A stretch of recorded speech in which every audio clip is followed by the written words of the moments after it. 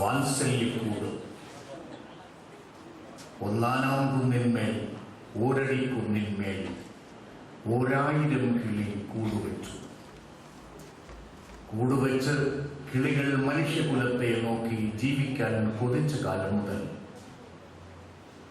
മക്കളും പേരക്കിടാങ്ങളുമായി മാനവൻ ജീവിതം പഠിച്ചു തുടങ്ങിയ കാലം മുതൽ മാതാപിതാക്കളുടെ ചിറകിനടിയിൽ വാത്സല്യത്തിന്റെ ചൂടേറ്റ് വളർന്ന മക്കളുടെ തുടർന്നുള്ള യാത്ര കണ്ട് എല്ലാ കാലത്തെയും രക്ഷിതാക്കൾ പകച്ചു നിന്നിട്ടുണ്ട്. അത്തരമൊരു ഭയവിഹുലമായ മുഹൂർത്തത്തിന്റെ നാടകാവിഷ്കാരമത്രേ വാത്സല്യക്കൂട്. നാടകരചന ഫ്രാൻസിസ് ടി മാവേലിക്കൽ. ഗാനങ്ങൾ ഏഴാച്ചേരി രാമചന്ദ്രൻ. സംഗീതം ആലപ്പി വിവേകാനന്ദൻ. പാടിയത് സുദീപ് കുമാറും വാഴൂർ സാബുവും ആശയും. രംഗപടം ആർട്ടിസ്റ്റ് സുജാത. നാടക സംവിധാനം വക്കം ഷക്കീർ. നിങ്ങളുടെ അംഗീകാരത്തിനും വിലയിരുത്തലിനും വേണ്ടി പാലാ കമ്മ്യൂണിക്കേഷൻസ് അവതരിപ്പിക്കുന്ന 10ാമത് നാടകം വാത്സല്യക്കൂട്.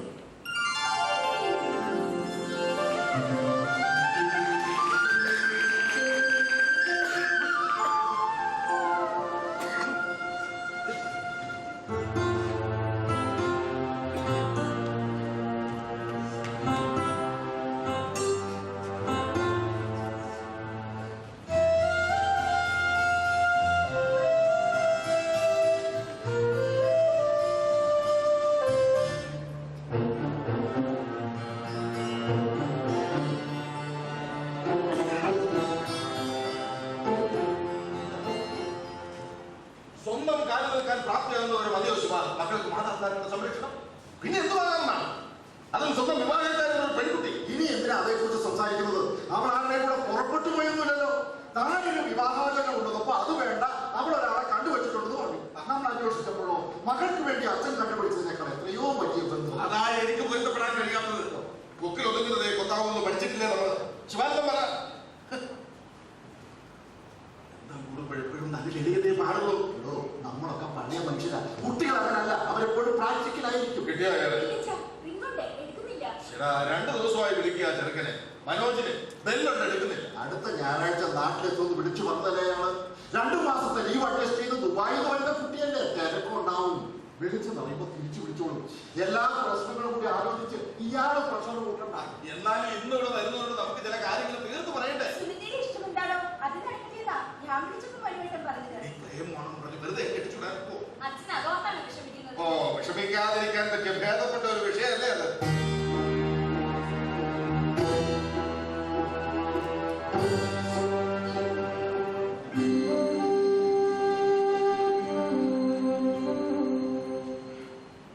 എനിക്ക് 3 വയസ്സുള്ളപ്പോൾ നിങ്ങളുടെ അമ്മ മരിച്ചതാ. മനോജിന് അന്ന് 10 വയസ്സ്. ഈ നിൽക്കുന്ന ശിവാനന്ദൻ ഉൾപ്പെടെ എല്ലാവരും പറഞ്ഞു കുട്ടികളെ നോക്കാനായെങ്കിലും ഒരു പെണ്ണാകാമെന്ന് എന്ന്. ഞാൻ നോക്കിക്കൊള്ളാം, എനിക്കതിനുള്ള പ്രാപ്തി ഉണ്ടെന്ന് പറഞ്ഞ് ഒഴിഞ്ഞതേ മക്കളോടുള്ള അമിതമായ സ്നേഹം കൊണ്ടാണ്. അതങ്ങനെയല്ലെന്ന് ഞാൻ പറഞ്ഞു. അച്ഛന്റെ മട്ടും ഭാവവും സംസാരവും ഒക്കെ ഞാൻ ഏതാണ്ട് അയൽക്കാത്തത് ചെയ്തതുപോലെ. കാണാൻ കൊള്ളാവുന്ന കുടുംബത്തിൽ പിറന്നൊരു ചെറുപ്പക്കാരോട് ഇഷ്ടം തോന്നിയത് കൊലപാതക കുറ്റമൊന്നും അല്ലല്ലോ. കേട്ടോ, അവിടെ നാക്കിന് 7 മുഴം നീളമാണ്. എന്താ അവള് പറയുന്നത് കാര്യമില്ല. നിന്നെ 24 വയസ്സ് വരെ വളർത്താനുള്ള പ്രാപ്തി എനിക്കുണ്ടോ? എങ്കിലും എനിക്കൊരു ചെറുക്കനെ കണ്ടുപിടിച്ചത് ഭാഗ്യമായി കെട്ടിച്ചയക്കാനുള്ള പ്രാപ്തി എനിക്കുണ്ടെന്ന് നീ വിശ്വസിക്കണമായിരുന്നു. അത് എന്റെ പ്രാപ്തി കുറവുകൊണ്ടാണെന്ന് കരുതുന്നവർക്ക് തോന്നിയാൽ മോനോട് വിവരം വിളിച്ചു പറഞ്ഞപ്പോ അവൻ ചോദിച്ചത് എന്താ വെച്ചാൽ ഇങ്ങനെയൊക്കെ സംഭവിച്ചതെന്നാ. നിങ്ങൾ മുന്നോട്ട് നോക്കുമ്പോൾ കാണുന്നത് പ്രതീക്ഷയുടെ ഒരു ഭാവിയാണ്. നിങ്ങൾ മുന്നോട്ട് നോക്കുമ്പോൾ കണ്ണിൽ തടയുന്നത് നിങ്ങളെ മാത്രമാണ്. നിങ്ങളെ മാത്രം. അതാ അച്ഛനും മക്കളും തമ്മിലുള്ള വ്യത്യാസം.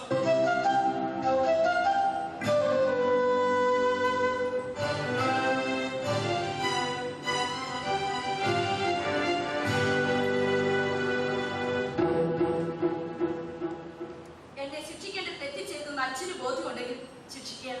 ഇങ്ങനെ ഒരു ചോറിൽ കരുതി വെച്ചു എന്നല്ലാതെ എന്തെങ്കിലും അടിച്ചിട്ട് തൊഴിൽ തന്നെയാണ്. മകള് വഴിതെറ്റി പോകാതിരിക്കാൻ മനസ്സിന്റെ ജാഗ്രതയിൽ ഞാൻ ചാരി വെച്ചൊരു സുരക്ഷിതത്വം മാത്രമാണ്. നിങ്ങൾ അച്ഛനും മകളോട് വഴക്ക് കൊടുക്കും. വാവച്ച നമുക്ക് പോ. പിന്നെ അല്ലാതെ അല്ലാതെ വഴി.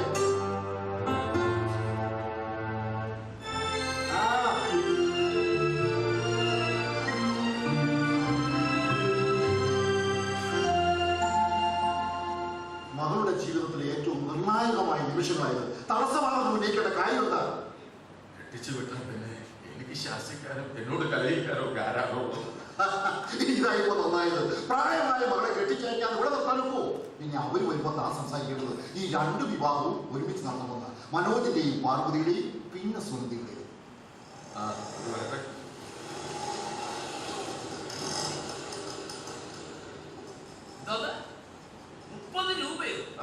റെയിൽവേ സ്റ്റേഷൻ ഇവിടെ വരുന്നത് 30 രൂപയോ? തന്റെ വണ്ടി എനിക്ക് വിലക്ക് വേണ്ട. പെട്രോളിന് വില കൂടിയൊന്നും സാർ അറിഞ്ഞില്ലേ? ഞാനാണത് വില കൂടിയത്. താൻ പോയി ചിദംബരത്തോട് ചോദിക്കണോ? ചിദംബരം അറിയത്തില്ലല്ലേ? കോമൺ സെൻസ് വേണം, സാമാന്യ വിജ്ഞാനം. കോമളനാ ഈ സമയത്ത് ഇങ്ങനെ ഒരു ദുരന്തം പ്രതീക്ഷിച്ചത്. ആദ്യം ഒരു പട്ടാളക്കാരനോട് മാന്യമായി പെരുമാറാൻ പഠിക്കണം.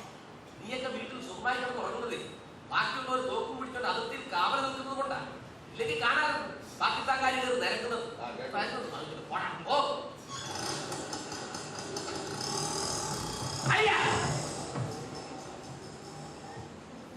അലിയ, ഒരു പോലീസുകാരന്റെ ദൗത്യം എന്താ? അല്ലെ എനിക്ക് അറിയാൻ പാടാണ്ട് ചോദിക്കാതെ ഒരു പോലീസുകാരന്റെ ദൗത്യം എന്താ? ചോദിക്കാൻ മറുപടി പറയാൻ നിങ്ങൾ കൊച്ചന്മാർക്ക് പോലെ നിന്നാലൊക്കെ പുറത്തൊരു സംഘടന നടക്കുമ്പോൾ അത് വന്ന് പരിഹരിക്കണം. എന്തേ ഞാൻ മനുഷ്യനായ നീ അറിഞ്ഞില്ലേ? ഭാഗ്യം. കഴിഞ്ഞ തവണ വന്നപ്പോ ASIയുടെ പൊങ്ങച്ചമാർ. ഇനി അത് സഹിക്കണല്ലോ. ഏതായാലും കൃത്യസമയത്ത് കോമളൻ എത്തിയിട്ടുണ്ട്. സഹായത്തിനാണ്. അളിയന് എന്നെ കൊണ്ട് ഒരു ആവശ്യമുണ്ടെന്ന് എനിക്കൊരു ഉൾവിളി ഉണ്ടായി. ഉൾവിളി ഉണ്ടാകാൻ നീ ആരാ? ശങ്കരാചാര്യ. അതെന്താ എനിക്ക് ഉൾവിളി ഉണ്ടായി? പെറ്റിക്കത്ത് ചാർജ് ചെയ്യൂ. അതെന്താ കാര്യം? ഒരു കല്യാണം. സംഘടന വിട്ടേട് പോലീസുകാരനാണെങ്കിലും വലിയ കാര്യകൂടമുള്ളവന്. കോമളൻ കല്യാണപ്രായം കഴിഞ്ഞ് മൂക്കിൽ മുളപൊട്ടി നിറഞ്ഞിട്ടല്ലേ അലിയൻ എനിക്കൊരു കല്യാണം ആലോചിച്ചത്. പക്ഷേ പെണ്ണുള്ളതാ. ഒരു കാര്യത്തിൽ മാത്രമേ എനിക്ക് നിർബന്ധമുള്ളൂ. പെണ്ണ് കാണാൻ വെളുത്തതായിരിക്കണം. നീ ബാഗൊക്കെ അകത്തോട്ട് വെച്ച യൂണിഫോം ഒക്കെ ഒന്ന് പിടിക്കണം. ദിവസമേ പോലീസ് കളഞ്ഞിട്ട് മനുഷ്യക്കോടുള്ള എന്തെങ്കിലും എടുത്തിട്ട് കോമള വിടുവാടിക്കാൻ പോടാ. 10ാം ക്ലാസ് പാസ്സാകാത്തവരാ കേടൻ കോമളൻ. കോമളൻ പട്ടാളത്തിൽ ചെന്നിട്ട് 10 വർഷം കഴിഞ്ഞു. ഈ 10 വർഷം ഞാൻ പഠിക്കുകയായിരുന്നു. ഉപരിപഠനം. അതെ, പെണ്ണ നീ എന്തിനാ ആവശ്യമില്ലാത്ത കാര്യങ്ങളൊക്കെ അന്വേഷിക്കുന്നത്? അത് കൊള്ളാം. ഞാൻ കല്യാണം കഴിക്കാൻ പോകുന്നവൻ എവിടെ ഞാൻ കഴിക്കില്ലേ? അന്ന് നിന്നെയാണ് കല്യാണം കഴിപ്പിക്കുന്നത്. എന്നെ 4 അക്ഷരം പഠിപ്പിച്ച് കണ്ണു തള്ളിച്ച ഗുരുനാഥൻ എന്ന നിലയിൽ ചോദിക്കുക എനിക്ക് എത്ര വയസ്സായി? അല്ല അളിയ പറ. വയസ്സ് എത്രയായാലും വിവരം വേണ്ടേ? കല്യാണം കഴിക്കാനുള്ള വിവരമൊക്കെ എനിക്കുണ്ട്. AK-47 കൈകാര്യം ചെയ്യുന്നവരോട് ഇലയപ്പം തിന്നാൻ അറിയാമെന്ന് ചോദിക്കുന്നത്. ഞാൻ പറഞ്ഞില്ലേ എനിക്ക് കഷ്ടകാലമാണ്. അളിയ എടാ സുനന്ദയെ കാണാൻ ഒരു കൂട്ടം ഇവിടെ വരുന്നു. അവർക്ക് എന്താ പ്രശ്നം? പെണ്ണ് കാണാൻ. മാമനെ നിർത്തിയിട്ട് മരുമക്കളെ കെട്ടിക്കുന്നത് മര്യാദയാണോ? സദാശിവനാണെങ്കിൽ എന്റെ വെങ്ങളെ കല്യാണം കഴിച്ചപ്പോ അളിയന് കൊടുത്ത ബൊക്കയും പിടിച്ചുകൊണ്ട് കയറി വന്നവല്ല ഞാൻ. പിന്നെ ഈ വീട്ടിൽ നിന്ന് പോയിട്ടില്ല. എന്നെ ആരെങ്കിലും കൈ പിടിച്ചേൽപ്പിക്കണമെന്ന് അറിയാൻ തോന്നിയോ? എന്നോട് വിളിച്ചു മനോജ് അടുത്ത ആഴ്ച ഞാൻ വരും. എന്റെ കല്യാണമാണ്. അമ്മാവൻ നാട്ടിൽ ചെന്ന് വേറെന്നൊക്കെ ചെയ്യണമെന്ന്. അതാ ഞാൻ വന്നത്. അതിനെന്താ? എന്നെ 4 അക്ഷരം പഠിപ്പിച്ച അധ്യാപകന്റെ മകളെയാണല്ലോ അവൻ കല്യാണം കഴിക്കുന്നത് എന്ന മനസ്സമാധാനം മാത്രമായിരിക്കും. നിന്നെ മാത്രമല്ല 10,000 കുട്ടികളെ പഠിപ്പിച്ചു വിട്ടിട്ടുണ്ട്. പഠിപ്പിച്ച വിശേഷം ഒന്നും പറയാതിരിക്കുക. ആരെയാ പഠിപ്പിച്ച? അല്ലേ അല്ലേ കയ്യിലിരുന്ന ചെലവായിരിക്കുന്നതാ. അളിയ പോലീസായത് അളിയന്റെ പിടിക്കോട്ടല്ല, നാട്ടുകാരുടെ ചാപം. പക്ഷേ സ്വാർത്ഥനാകരുത് കേട്ടോ.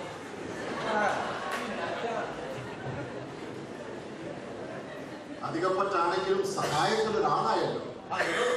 മനോജ് അവനെ വിളിച്ചു പറഞ്ഞെന്ന്. എന്നിട്ട് നമ്മൾ വിളിച്ചിട്ടുണ്ട് അവൻ ഫോൺ എടുക്കാത്തത്. അവൻ വിളിക്കുള്ളൂ.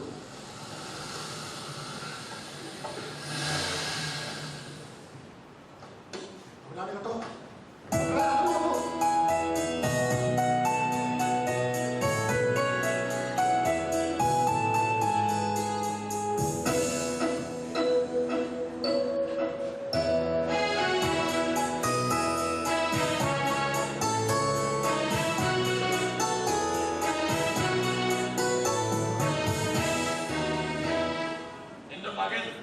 ICICI ബാങ്കിലെ സിസ്റ്റം അനലിസ്റ്റാണ്. എഞ്ചിനീയറിംഗ് കോളേജിൽ പഠിച്ചിറങ്ങുന്നതിന് മുമ്പ് ക്യാമ്പസ് ഇന്റർവ്യൂ നടത്തി തിരഞ്ഞെടുത്തതാണ്. 1.5 ലക്ഷം രൂപ ശമ്പളം. ഇവന്റെ നേരെ മൂത്തവൻ ഡോക്ടറാണ്. കേട്ടുകാണും. Somanathan neuro surgeon. മെഡിക്കൽ കോളേജിലായിരുന്നു. ലീവ് എടുത്ത് പ്രൈവറ്റിൽ പോയി. 5 ലക്ഷം രൂപയും കമ്മീഷനും. പിന്നൊരു മോള് കെട്ടിച്ചു വിട്ടു. 2 പേരും അങ്ങ് കാനഡയില. ചെറുക്കൻ ആവശ്യമില്ലാതെ ഓരോരോ പുലിവാലിലൊക്കെ ചെന്ന് പെട്ട അന്തയായി പോയില്ലേ. ഗതികേട് കൊണ്ട് നിന്ന് കൊടുക്കുക.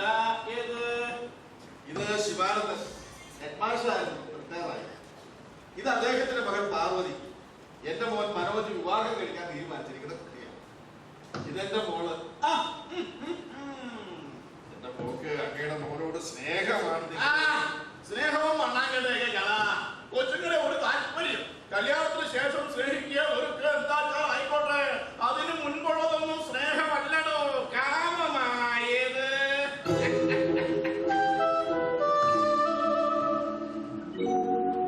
ഞാൻ അളിയൻ അല്ല മാമൻ. എന്റെ അളിയനാ കോമളൻ. പട്ടാളത്തിലാണ്. കേരള കോമളൻ. രണ്ടും പറയാം, പക്ഷെ കണ്ടാ തോന്നൂല.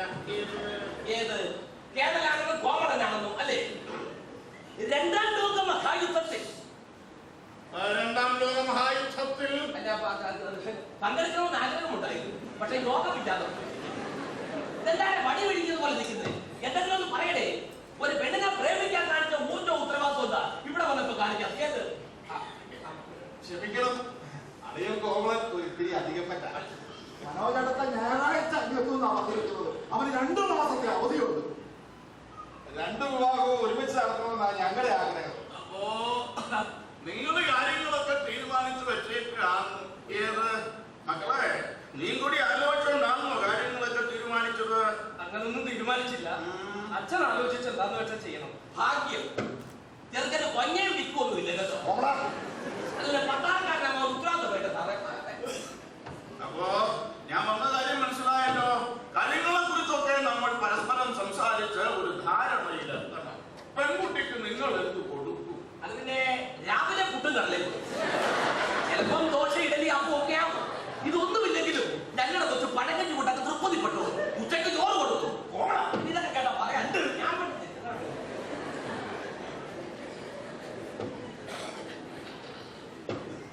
സ്ത്രീധനത്തിന്റെ കാര്യമാണോ അങ്ങ് ഉദ്ദേശിച്ചത്? ഇങ്ങനൊക്കെ സംസാരിക്കേണ്ടി വരുന്നത് തന്നെ ഒരു മാനക്കേടാ. നിങ്ങളകത്തേക്ക് വിട്ടു.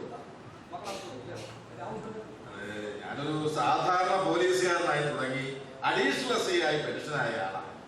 35 വർഷത്തെ സർവീസിനിടയിൽ ആരിൽ നിന്ന് പോലും 10 പൈസ അനാവശ്യമായി വാങ്ങിയിട്ടില്ല. അതൊക്കെ ആണുങ്ങൾക്ക് പറഞ്ഞിട്ടുള്ള പണിയാണ്. എന്നാലും മോളെ വിവാഹം കഴിച്ചയക്കുമ്പോ നാട്ടിനകത്തനുസരിച്ച് മാന്യമായി ചെയ്യേണ്ടതൊക്കെ ചെയ്യും. മിസ്റ്റർ സദാശിവൻ, മക്കളെ മാന്യമായി വിദ്യാഭ്യാസം ചെയ്യിക്കുക എന്നതുപോലെ തന്നെ പ്രധാനമാണ് മക്കളെ മാന്യമായി വിവാഹം ചെയ്തയക്കുക എന്നുള്ളതും. ജീവിതത്തിൽ ഒരിക്കൽ മാത്രം സംഭവിക്കുന്നതാണത്. അത് ബുദ്ധിപൂർവ്വം തെരഞ്ഞെടുത്ത് കൊടുക്കേണ്ടത് മാതാപിതാക്കളുടെ കടമയാണ്. നിങ്ങൾ എന്താ പ്രതീക്ഷിക്കുന്നത് എന്താ ചോദിക്കുക. ഏതായാലും ഇത് നടക്കണം. അത് കുട്ടികളുടെ ഒരു ആഗ്രഹമാണ്. വളച്ചുകെട്ടില്ലാതെ കാര്യം പറയാൻ അയ്യോ, ഇതിനെ വളച്ചുകെട്ടെന്ന് പറയാനൊക്കില്ല. വ്യാപാരം എന്നേ പറയാനാവും. ജീവിതത്തിൽ നഷ്ടം പറ്റാൻ നോക്കുന്നവനാ മികച്ച വ്യാപാരി. എന്റെ മകൻ അറിയിക്കുന്നതല്ല ചോദിക്കുന്നത്. അവൻ അവളെ ഇഷ്ടപ്പെട്ടു പോയത് കൊണ്ട് അതിന്റെ വലുത് 50% റിഡക്ഷൻ. 101 പവൻ വേണം. 5 ലക്ഷം രൂപ ക്യാഷായിട്ട് വേണം. പിന്നെ മാർക്കറ്റിൽ കിട്ടുന്ന മുന്തിയ ഇനം ഒരു വാഹനവും വേണം. പെൺകുട്ടിയുടെ കുടുംബ സ്വത്ത് അവകാശം കൂടാതെ റീസണബിൾ റേറ്റ്. മോനെന്ത് പറയുന്നു? കാര്യത്തിൽ അച്ഛന്റെ അഭിപ്രായമാണ് നല്ല മോൻ. ക്ഷമിക്കണം, ഞാനിവിടെ ഒരു പെൺകുഞ്ഞിനെ വിൽപ്പനയ്ക്ക് വെച്ചിട്ടില്ല. എനിക്കൊരു മകനുണ്ട്. അവനെ ഞാൻ പാടി വെച്ച് നിർത്തിയിരിക്കുമല്ല. ഞാനും അങ്ങനെ തന്നെയായിരുന്നു. ഓട്ടാൻ നട്ടലിന് ഉറപ്പുണ്ടെന്ന വിശ്വാസം വന്നപ്പം ഒരു പെണ്ണിനെ കെട്ടി. തൃപ്തിയായോടാ? എന്നെ ഇവിടെ കൊണ്ടുവന്ന് ഇങ്ങനെ അവമാനിച്ചപ്പോ നിനക്ക് തൃപ്തിയായോ? നമുക്ക് പരിഹാരം ഉണ്ടാക്കാം. എടോ സുനന്ദ വിളിച്ചിട്ട് വന്നതായിരുന്നു. ആര് വിളിച്ചാലെന്താ? പെൺകുട്ടികൾ ഉണ്ടായിട്ടുള്ള ഒരു ശരാശരി രക്ഷകർത്താവിന്റെ ദുഃഖമാണ് ഞാൻ പറഞ്ഞത്. കേരളത്തിൽ അല്ലെങ്കിൽ ഇന്ത്യയിൽ മാത്രമുള്ള ഒരു മാനവീയുടെ പ്രശ്നമായിരുന്നു. 1.5 ലക്ഷം രൂപ ശമ്പളം, മാന്യമായ വിദ്യാഭ്യാസം, ഒരു പെണ്ണിനെ കെട്ടിപ്പോട്ടാനുള്ള നാട്ടിൽ ഉറപ്പില്ലെന്ന് വന്നാൽ പരിഷ്കൃത സമൂഹമാണ് പോലും. പരിഷ്കൃത സമൂഹം. എടോ ഇത് നമ്മുടെ പെൺകൊച്ചിന്റെ കാര്യമാണ്. ഒരു സ്ത്രീയുടെ പ്രശ്നമായി ഇതിനെ കാണരുത്. രാമൻ പെണ്ണ് കെട്ടുന്നത് സ്ത്രീധനം വാങ്ങിയ അല്ല, ആർക്കും ഉയർത്താൻ കഴിയാത്ത വില്ലൻ ജനകസഭയിൽ വലിച്ചൊടിച്ചു. രാമന്റെ പൗരുഷം 8 ദിക്കും പൊട്ടുമാർത്തത്തിൽ പൊട്ടിത്തെറിച്ചപ്പോഴാ സീതാദേവി തലമുറിച്ചു കൊടുത്തത്. അർജുനൻ പെണ്ണ് കെട്ടിയത് കറങ്ങുന്ന യന്ത്രപക്ഷിയെ നിഴല് നോക്കി ഇത് വീഴ്ത്തിയ ആനന്ദമുള്ള പുരുഷന് വേണ്ടിയായിരുന്നു പെണ്ണ്, ലക്ഷ്യബോധമുള്ള പുരുഷന് വേണ്ടി. എന്നിട്ടിപ്പോ തലമുറ ഇയാളുടെ പ്രസംഗം കേൾക്കാനാണോ എന്നെ ഇവിടെ കൂട്ടിക്കൊണ്ട് വന്നത്? അല്ല, മര്യാദയില്ലാത്തവരെ കാര്യങ്ങൾ സംസാരിച്ചപ്പോ സുനന്ദ സമ്മതിച്ചതാ. അവൾ വാക്ക് തന്നതാ. അത് ഞാൻ അച്ഛനെ കൂട്ടി വന്നത്. സുനന്ദ സംഭവിച്ചാണെങ്കിൽ സദാശിവൻ പറഞ്ഞത് ഒന്നും കാര്യമാക്കണ്ട. വിവാദം നടക്കും, ഒക്കെ തരും. മോളെ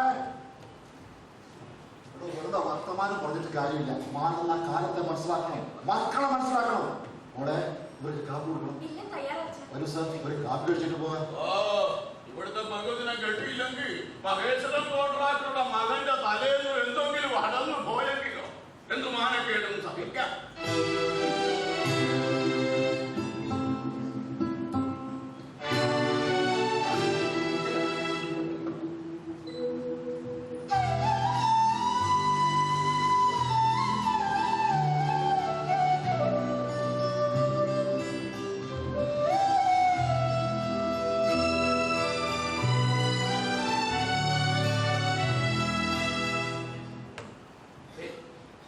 അണിയും വിളിക്കും.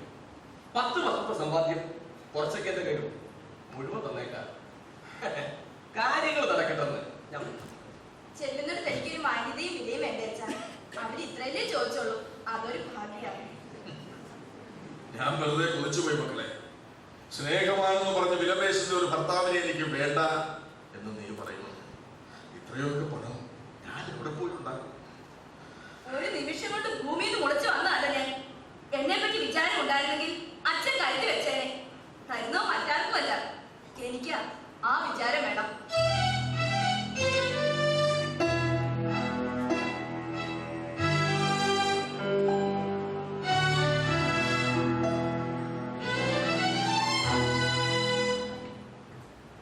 മറ്റുള്ളവരുടെ മുന്നിൽ മാനം കിടുന്നതിനേക്കാൾ പ്രശ്നമാണ് മക്കളുടെ മുന്നിൽ മാനം കിടുന്നത്.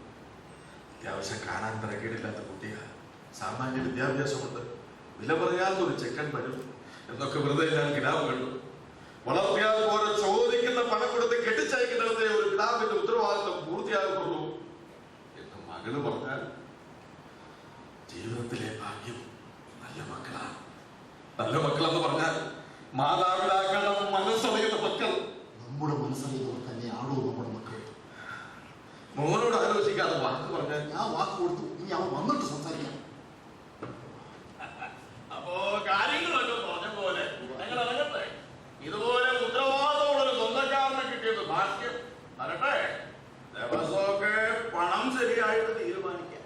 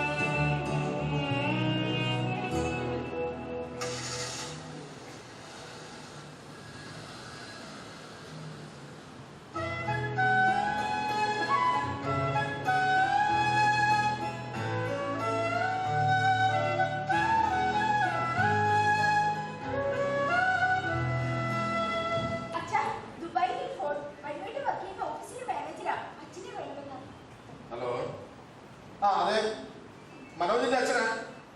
അതെ. ആ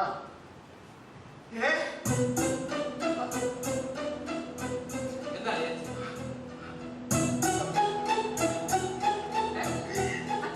എന്താ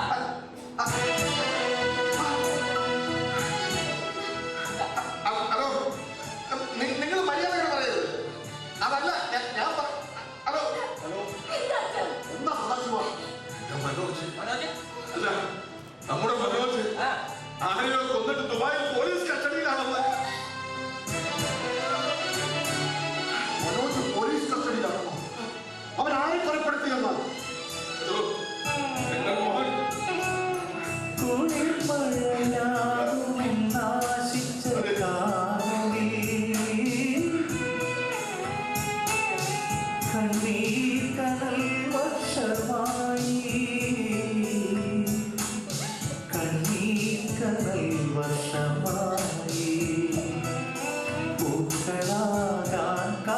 പാവങ്ങൾ മുത്തുകൾ തീക്കതിരേറ്റു കരിഞ്ഞു.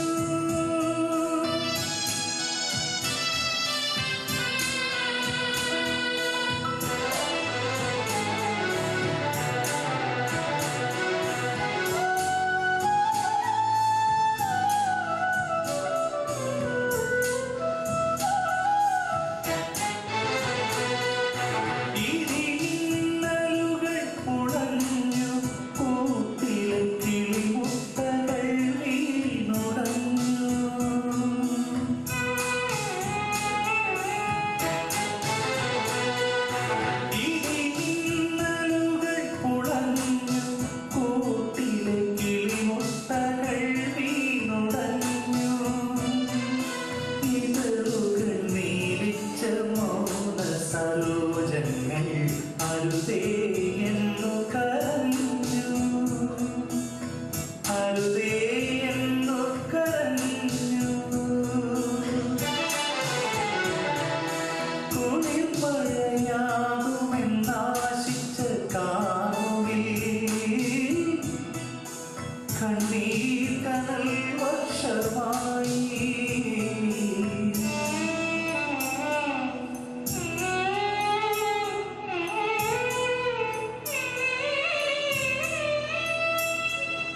ഒടുവിലത്തെ ശീതക്കാറ്റുപോലും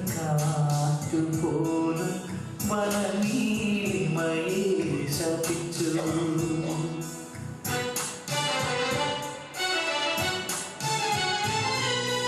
ഒടുവിലത്തെ ശീതക്കാറ്റുപോലും വനനീലിമയെ ശപിച്ചു. ബലിമരച്ചോട്ടിലെ കാവൽ കിനാവിലെ ദയനീയ സന്ധ്യ പുണർന്നു, ദയനീയ സന്ധ്യ പുണർന്നു. കുളിർമഴയാകുമെന്നാശിച്ച കാമുകിൽ കണ്ണീർ കനൽ വർഷമായി, കണ്ണീർ കനൽ വർഷമായി. ജോസ് തോമസിന്റെ കൊലപാതകം പ്രതി മനോജ് കുറ്റക്കാരനാണെന്ന് ദുബായ് കോടതിയിൽ തെളിഞ്ഞു. നിർമ്മാണം നടന്നുകൊണ്ടിരുന്ന ബഹുനില മന്ദിരത്തിന്റെ മുകളിൽ നിന്നും ജോസ് തോമസിനെ താഴേക്ക് തള്ളിയിട്ട് കൊല്ലുകയായിരുന്നു. മുംബൈയിലായിട്ടുമാണ് കൊലപാതക കാരണം പറയുന്നത്. പ്രതിക്ക് വധശിക്ഷ വിധിച്ച ദുബായ് കോടതി തുടർന്നുള്ള കേരളത്തിൽ തെക്കേറ്റത്ത് എന്തോ ഉള്ളത് ജോസ് തോമസിനോട് എന്റെ മകൻ എന്ത് മുൻപൈയിലേക്ക് തോന്നാൻ? അച്ഛാ, അത് നമ്മൾ ഇവിടെ ഇരുന്ന് പറഞ്ഞിട്ട് വല്ല കാര്യമുണ്ടോ? മരണശിക്ഷയിൽ എന്നെ രക്ഷപ്പെടുത്താൻ എന്താ മാർഗമെന്ന് ആലോചിക്കുന്നതിന് പകരം ഞാനൊരു പാവം പോലീസുകാരനായിരുന്നു. അങ്ങനെയല്ലെന്ന് ഞങ്ങൾ ആരെങ്കിലും പറഞ്ഞോ? പഞ്ചായത്ത് പ്രസിഡന്റിനെ കണ്ട് സംസാരിച്ചു നോക്കി, MLA-യോട് സംസാരിച്ചു നോക്കി. അവന്റെ ജീവൻ രക്ഷിക്കണമെന്ന് ആവശ്യപ്പെട്ട് പ്രസിഡന്റ് ഒരു പ്രധാനമന്ത്രിക്കും മുഖ്യമന്ത്രിക്കും എഴുതി. ഇതിനൊക്കെ അപ്പുറം ഞാൻ എന്താ ചെയ്യുന്നത്? നീ പറ.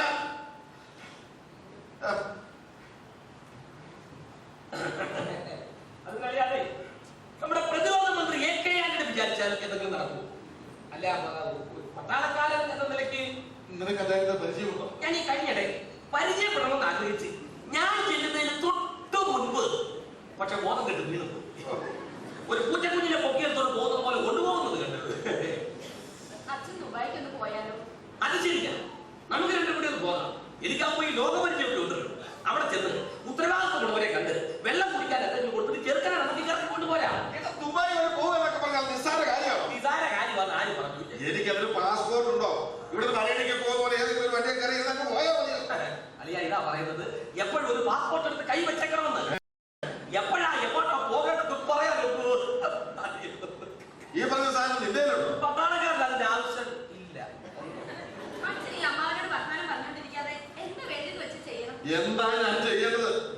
പുറത്തേക്ക് ഇറങ്ങാൻ വയ്യ. സഹതവിക്കുന്ന മട്ടിൽ കുത്തി കുത്തി ഓരോന്ന് ചോദിക്കുക. മറുപടി പറഞ്ഞു കുഴഞ്ഞു. ജീവിക്കാരോ പത്രക്കാരോ ആണെങ്കിൽ എനിക്ക് ആരോടും ഒന്നും സംസാരിക്കാനില്ല. അന്യന്റെ കണ്ണീരും വേദനയൊക്കെ വിൽക്കുക അവര്. പത്രക്കാരല്ല, മകേഷിനെ കോൺട്രാക്ടറും മകനോ.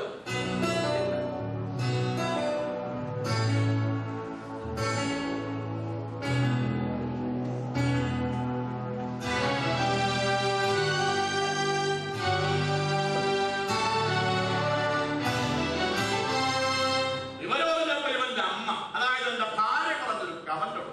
പോലീസുകാരന്റെ മകനല്ലേ അവൻ ഇതും ഇതിനപ്പുറവും ചെയ്യുമെന്ന്. ദുബായിൽ വെച്ചൊക്കെ ഒരുത്തനെ കൊള്ളുക എന്നൊക്കെ പറഞ്ഞാ പോലീസുകാർക്ക് ഞാൻ തോന്നിട്ടാണ്. ഞാൻ ഭയക്കുള്ളവനാണോ? ഒരു കൊലപാതകയുടെ സഹോദരിയെ കല്യാണം കഴിക്കണമെന്ന് ഇനി എന്റെ മകൻ പറയുമോ?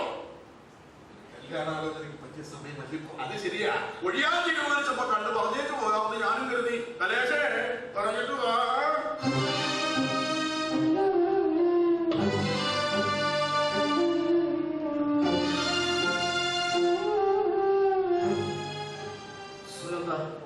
നിനക്കറിയാലോ, എന്റെ ഒരു വലിയ കുടുംബമാണ്. ഇങ്ങനൊരു സാഹചര്യത്തിൽ ഞാൻ നിന്നെ വിവാഹം ചെയ്യുക എന്ന് പറഞ്ഞാൽ ക്ഷമിക്കണം, ഒരു കൊലപാതകയുടെ സഹോദരിയെ വിവാഹം ചെയ്ത് ത്യാഗം കാണിക്കാൻ മാത്രം വിധിയല്ല.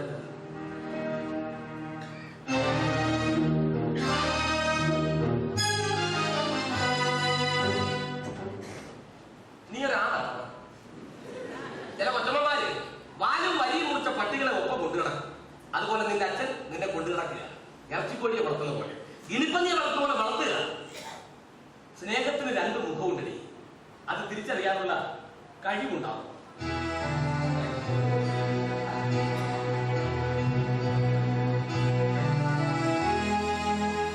കലേഷ്, സഹോദരൻ കൊലക്കാരന് മുന്നിൽ നിൽക്കുമ്പോ എനിക്ക് ഇവര് വെച്ചാൻ കഴിയില്ല. പ്രണയത്തിന് രണ്ട് മുഖമുണ്ട്. ഒന്നിന് കലേഷിന്റെ മുഖമാ, മറ്റൊന്നിന് ഈ മുഖമാ. എന്റെ സഹോദരൻ ഒരിക്കലും കൊല ചെയ്യാൻ കഴിയില്ലെന്ന് വിശ്വസിക്കുന്ന ഇവളുടെ ഈ മുഖം.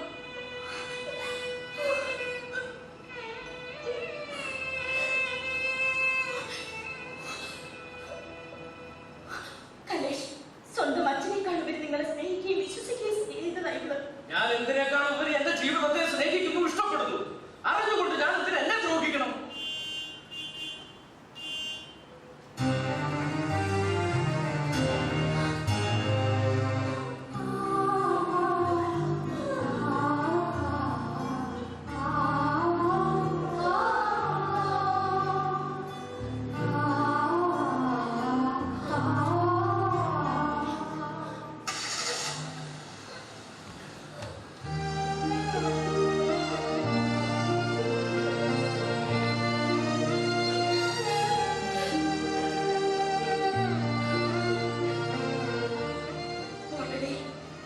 വിദേശത്ത് നല്ല ജോലിയുള്ള സഹോദരനുണ്ട്. അയാൾ എന്തിനേക്കാളും എന്നെ ഇഷ്ടപ്പെടുന്നു. ഞാൻ എന്ത് ആവശ്യപ്പെട്ടാൽ എനിക്കത് തരും എന്നൊക്കെയുള്ള അഹങ്കാരമായിരുന്നു എനിക്ക്. അത് നഷ്ടപ്പെടുന്നേക്കാൾ വലുതല്ല മറ്റെന്തോ. നഷ്ടപ്പെടില്ല. നഷ്ടപ്പെട്ടാൽ പിന്നെ നമുക്കാണ്.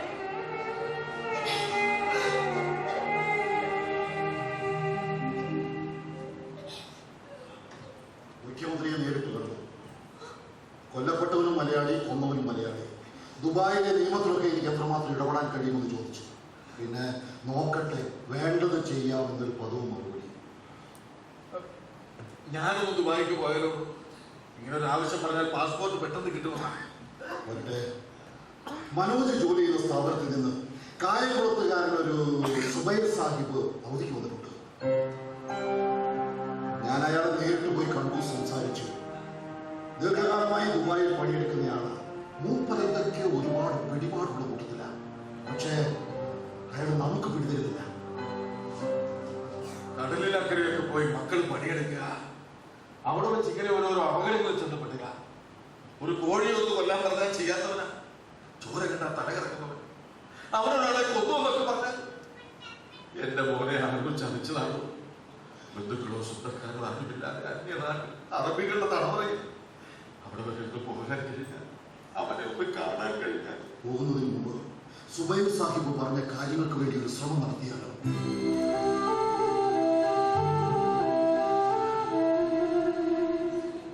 എന്താണ് പറഞ്ഞത്? അതെ, ഈ മരിച്ച ജോസും നമ്മുടെ മനോജും തമ്മിൽ വലിയ ചങ്ങാത്തത്തിലായിരുന്നു. പിന്നെ അങ്ങനെ ഈ ഗൾഫിലെ സുഹൃത്തുക്കൾക്ക് കൊടുക്കാൻ വേണ്ടി മനോജ് ഒരു ക്ഷണക്കത്തടിച്ചു. അതിൽ പാർവതിയുടെ ഫോട്ടോ കണ്ട് ജോസ് എന്തോ തമാശ പറഞ്ഞു. അത് മനോജിന് ഇഷ്ടമായില്ല. നീ എന്റെ പെണ്ണിനെ പറ്റി അനാവശ്യം പറയുന്നതാ എന്ന് ചോദിച്ചു പിടിച്ച് തള്ളി. കാല് തെറ്റി 40 നിലയുടെ മുകളിൽ നിന്ന് താഴേക്ക് വീഴുകയായിരുന്നു ജോസ്.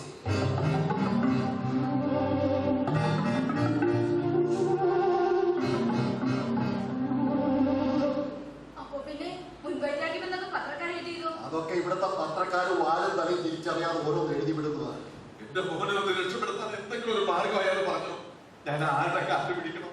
സുബൈർ സാഹിബ് നമ്മുടെ നോർക്ക വകുപ്പ് പറഞ്ഞനുസരിച്ച് കൊല്ലപ്പെട്ട ജോസിന്റെ ഭാര്യയോ മാതാപിതാക്കളോ കൊന്നവരോട് ക്ഷമിച്ചു എന്ന് രേഖാമൂലം എഴുതി കൊടുത്താൽ മനോജിന് മാപ്പ് കിട്ടുമെന്നാണ്.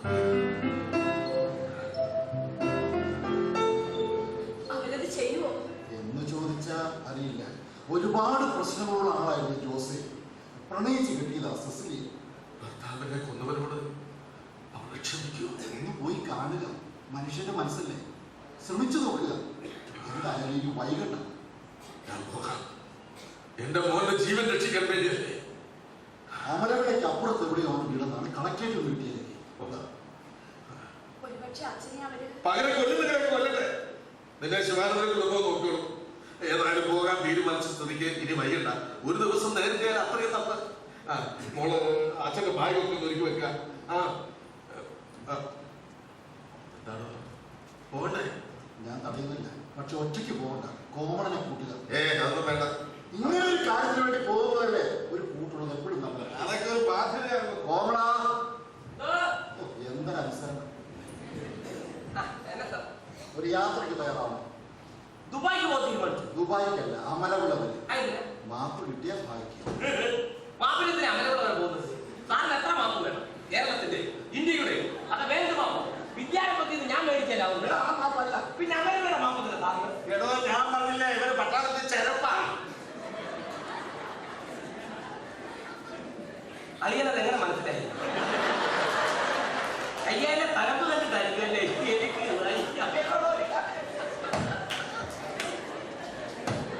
മനോജ് കൊലപ്പെടുത്തിയ പയ്യന്റെ വീട് അമലവിളയാ. അതിന് ആ വീട് വരെ ഒന്ന് പോണം. അമലവിള ചെന്ന് അടി എടുത്തോളാം നിറച്ചല്ലോ. നിനക്കൊന്നും സംഭവിക്കില്ല, ധൈര്യമായിട്ട്. ഒരു പട്ടാളക്കാരനോട് ധൈര്യത്തെ പറ്റി ഒന്നും പറയണ്ട. എവിടൊക്കെ കിടന്ന് തല്ലി മേടിച്ചിരിക്കുന്നു. ഇനി അമലവിള ചെന്ന് അത് മേടിക്കാനുള്ള യോഗമുണ്ട്. ആവശ്യത്തിനുള്ള പണം കരുതുക. മോളെ നോക്കണം. ദൈവം കാക്കണം. ദൈവം കാക്കണം.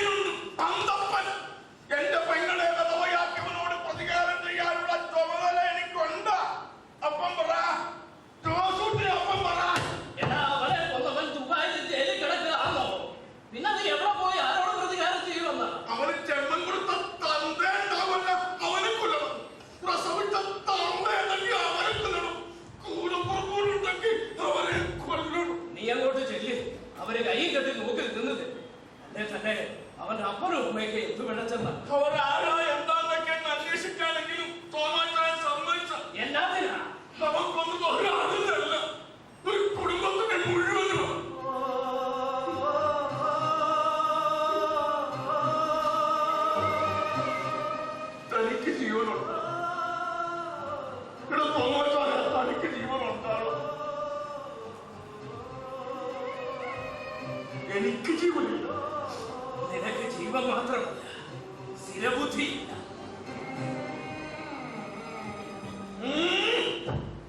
എന്റെ പെപ്പറിനാക്കി ആലീസ് എന്നാണ് ചോദിച്ചു. എടാ, കള്ളു കുടിച്ചു ബോധമില്ലാതെ ചെല്ലുന്ന നിന്നോട് പിന്നെ അവൾ എന്ത് ചോദിക്കണം? കള്ളു കുടിച്ചിട്ടല്ല, കള്ളു കുടിച്ചില്ല എന്നെ കൊണ്ട് ഒന്നിനും കൊള്ളത്തില്ലെന്ന് അവൾ എന്റെ മുഖത്തൂക്കി പറഞ്ഞിട്ടുണ്ട്. യുദാസ്ലീഹയാണ് സത്യം. കൂടപ്പുറപ്പിന്റെ കെട്ടിയാനവരത്തെ കൊന്നിട്ട് ഇയാൾ എന്നാ വളർത്തിയതോന്നാ അവൾ എന്നോട് ചോദിച്ചത്. നോയിച്ച മോനെ എന്റെ കൈ കിട്ടിയ കുട്ടിച്ചക്കരുടെ കറുത്ത പട്ടിയുടെ പള്ളക്കിട്ട് കളൻ കൊണ്ടെന്നാ തോന്നുന്നു. അയ്യോ, ആരെവിടെ കലം കൊണ്ട് വന്ന് ക്രിക്കറ്റ് കളിച്ചത്? എന്റെ സ്റ്റമ്പ് കളിച്ചു പോയി കേട്ടോ. അന്തപ്പം കളത്തിലിട്ട് കാലുകളൊക്കെ അടിച്ചതാ ആണോ? കലത്തിലിട്ട് അടിച്ചതല്ല, പിന്നെ എന്റെ ദോഷത്തിലെ കൊന്നവനിട്ട് അടിച്ചതാ.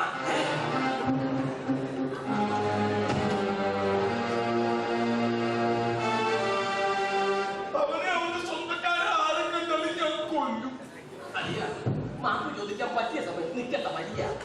നിങ്ങൾ അതുപോലെ ഞങ്ങളൊരു വഴിപോക്കരാ. വഴിപോക്കർക്ക് ഇവിടെ എന്തായാലും ഇവനെ കണ്ടിട്ടേ ഒരു ലക്ഷണം. അയ്യോ, അത് എന്റെ കുഴപ്പം കൊണ്ടല്ല, മുപ്പിലാനെ കൊണ്ട് ഇത്രയൊക്കെ പറ്റുള്ളൂ. ക്ഷമിക്കാത്തപ്പ. നിങ്ങൾ ആരാ? എവിടുന്നാ? ഞങ്ങള് മാപ്പ് തോന്നുന്നു പറഞ്ഞിട്ട് കളിക്കാം. അളിയന അല്ലേ? അതെ അതെ, ഞാനൊരു അളിയന, കൊല്ലപ്പെട്ട ജോസൂട്ടി കളി. കള്ളു കുടിച്ചു കഴിയുമ്പോ സ്വന്തം തന്തയും വികാരി അച്ഛനെ ഇവൻ അളിയാന്ന് വിളിക്കും. കള്ളു കുടിക്കുമല്ലേ ഇവൻ? അങ്ങനെ തന്ത ചത്താ കള്ളു കുടിക്കും. സങ്കടമായി. വെപ്പറം തോന്നി പെറ്റാ കള്ളു കുടിക്കും. സന്തോഷം. കർത്താവിശോമിശുകായി ജനിച്ച ദിവസം കുടിക്കും, സന്തോഷം. മരിച്ച ദിവസം കുടിക്കും, വൈരാഗ്യം. ഉയർത്തെഴുന്നേറ്റ ദിവസവും കുടിക്കും. ആശ്വാസം. സന്തോഷിക്കാനും സങ്കടപ്പെടാനും ഒറ്റ സാധനമാണ്. ശരിയാ? എന്റെ ജോസിനെ കൊന്നവൻ എന്റെ കൈ കിട്ടിയ എന്റെ കൊച്ചന്റെ എടാ, നിന്നോട് പറഞ്ഞില്ലേ അവള് പകവ് പരിശോധനയ്ക്ക് പോയിരിക്കാന്ന്? ഇവന്റെ വർത്താനം കേട്ടിരുന്നാൽ ശരിയാവില്ല. നിങ്ങൾ വന്ന കാര്യം ഞങ്ങളൊരു മാസികന്ന് വരിക. ഞാൻ ചീപ്പെടുക്കുക അല്ലെങ്കിൽ തപ്പടിക്കുക. ഈ കൊല്ലപ്പെട്ട ജോസുകുട്ടിയുടെ കഥന കഥ ഞങ്ങളുടെ വായനക്കാർക്ക് വേണ്ടി ഒന്ന് എഴുതാൻ വന്നതാണ്. എന്തോന്ന് കഥന കഥയാ സാറേ? കൂലിപ്പണി ചെയ്ത് വളർത്തിയത്, പഠിപ്പിച്ചത്, പഠിക്കാൻ മിടുക്കനായിരുന്നു, പെരുമാറാൻ മിടുക്കനായിരുന്നു. കർമ്മദോഷികളാ, കർമ്മദോഷികൾ. ഒരു പാവപ്പെട്ട പെണ്ണിനെ കെട്ടി എന്റെ പെങ്ങളെ സിസിലിയെ 1 വർഷം കഴിഞ്ഞപ്പോഴാണ് അറിയുന്നേ അവള് സുഖമില്ലാത്ത കുട്ടിയാണെന്ന്.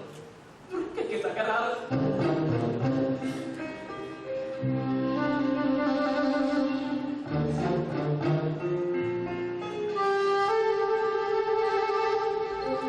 അവളെ ചികിത്സിക്കാനും സംരക്ഷിക്കാനും അവൻ ഗൾഫിൽ പോയത്. വരുന്ന ആഴ്ച വൃക്ക മാറ്റിവെക്കാനിരുന്നതാ.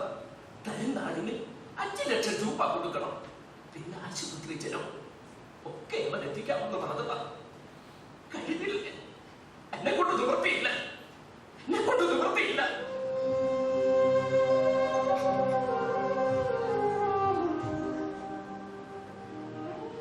ഇനിയിപ്പോ ജാഗ്രത സംരക്ഷിക്കും. ലക്ഷങ്ങളൊക്കെ ഒരു കൂലിപ്പണിക്കാരൻ തട്ടിയാ മുഴുക്കുമോ?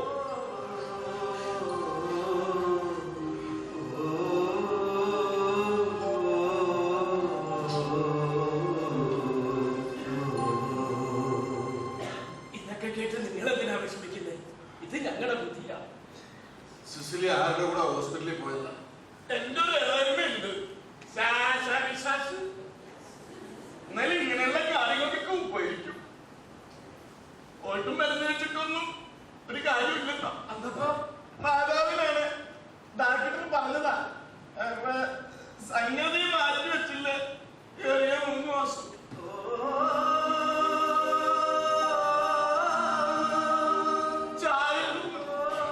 എന്റെ മകൻ സ്വർഗത്തിൽ പോയി എന്റെ ദോഷോടൊപ്പം ചെയ്യുന്നുണ്ട്. കൊച്ചോർത്താരം പറഞ്ഞ് കരച്ചിരിച്ച് അടക്കേണ്ട പ്രായത്തിൽ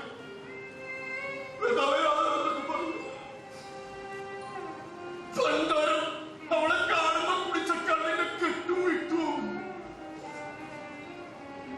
എന്താ പിന്നെ കൂടെ പറഞ്ഞായിട്ട് കർത്താവ്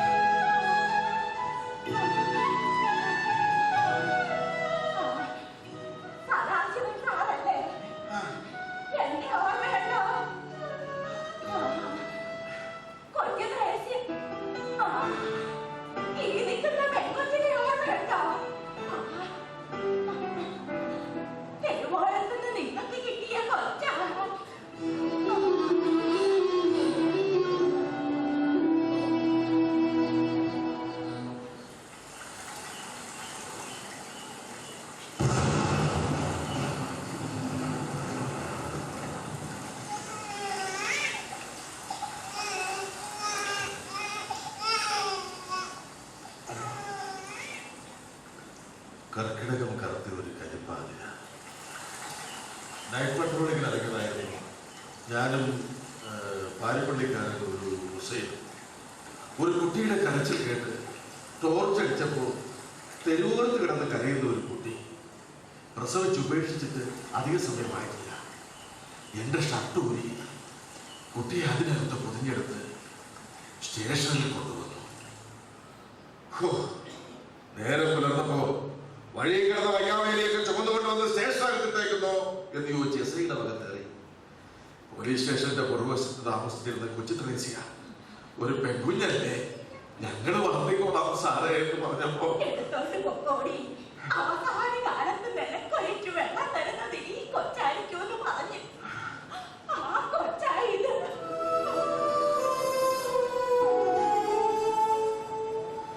ഒരു കുഞ്ഞെ നിങ്ങളെ ഇങ്ങനെ ഈ അവസ്ഥയിൽ കാണേണ്ടി വന്നല്ലോ. ഒരു പോലീസുകാരനാണ് അമ്മച്ചി പറഞ്ഞിട്ടുണ്ട്. എന്തെങ്കിലും കണ്ടുമുട്ടിയാൽ ജീവിതത്തിലേക്ക് എന്നെ രക്ഷപ്പെടുത്തിയതിന് ഒരു നന്ദി പറയണമെന്ന് ആശിച്ചു. പക്ഷേ ഈ നിമിഷങ്ങളിൽ എന്റെ ജീവിതം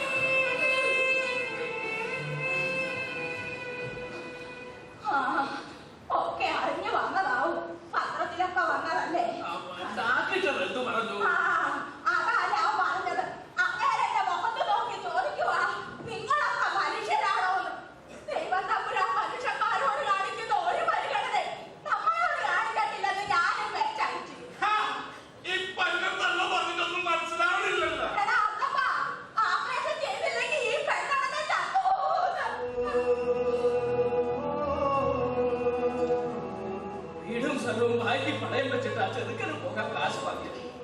ഞാനിനി എവിടെ പോണം? അപ്പച്ചൻ വിഷമിക്കണ്ട, ഇതെന്റെ വിധിയാ. നിങ്ങളുടെ ഒക്കെ കണ്ണിൽ നോക്കി സംസാരിച്ചോണ്ടിരിക്കാൻ ഞാൻ ഈ പല പെണ്ണ് എപ്പോഴും ഇങ്ങനെ പറയും.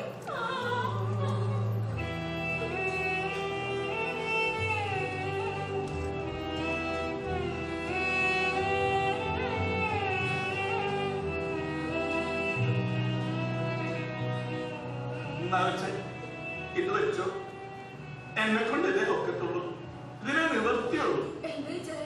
ഇതൊരു 50,000 രൂപയുണ്ട്. ലക്ഷങ്ങളൊന്നും എന്നെ കൊണ്ട് ഒക്കെയല്ല, ഒക്കുന്നതല്ലേ തരാറുള്ളൂ. പ്രാപ്തിയില്ലാത്തൊരു കൂടെപ്പിറപ്പ് സങ്കടപ്പെടുന്നത് ഇത്തരം സന്ദർഭത്തിലാണ്. അത് പിന്നെ ആത്മവിഷയാണ് വിറ്റുവെച്ചേ.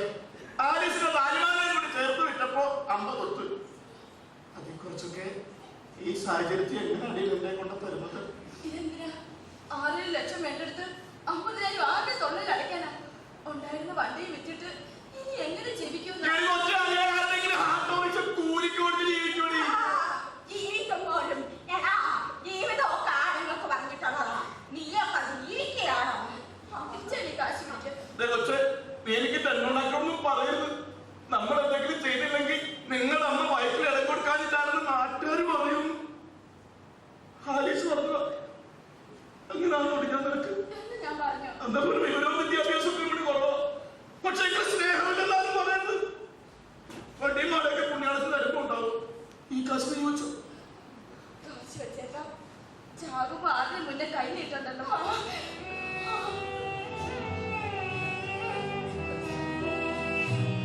കണ്ണത്തിനും പറയും ഒയ്യാത്ത കൊണ്ടൊന്നും ഞാൻ നോക്കിയില്ല. ഒന്നെ ചവിട്ട് വെച്ചൊന്നും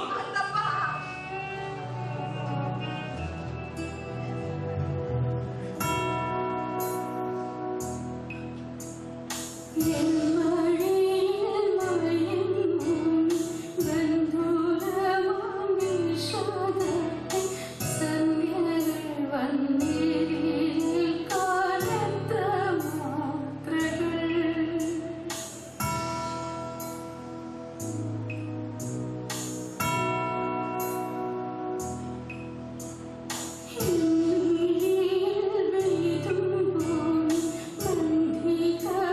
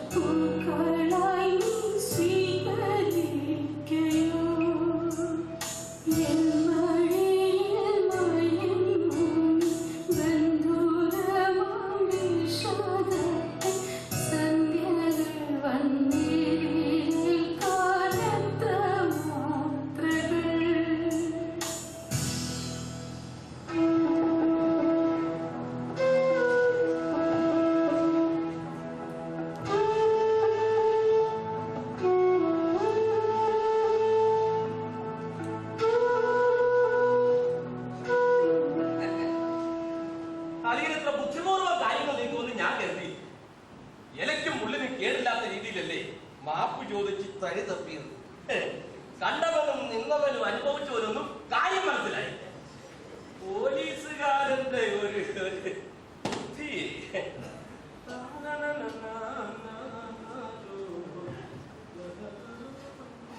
വാ വാ.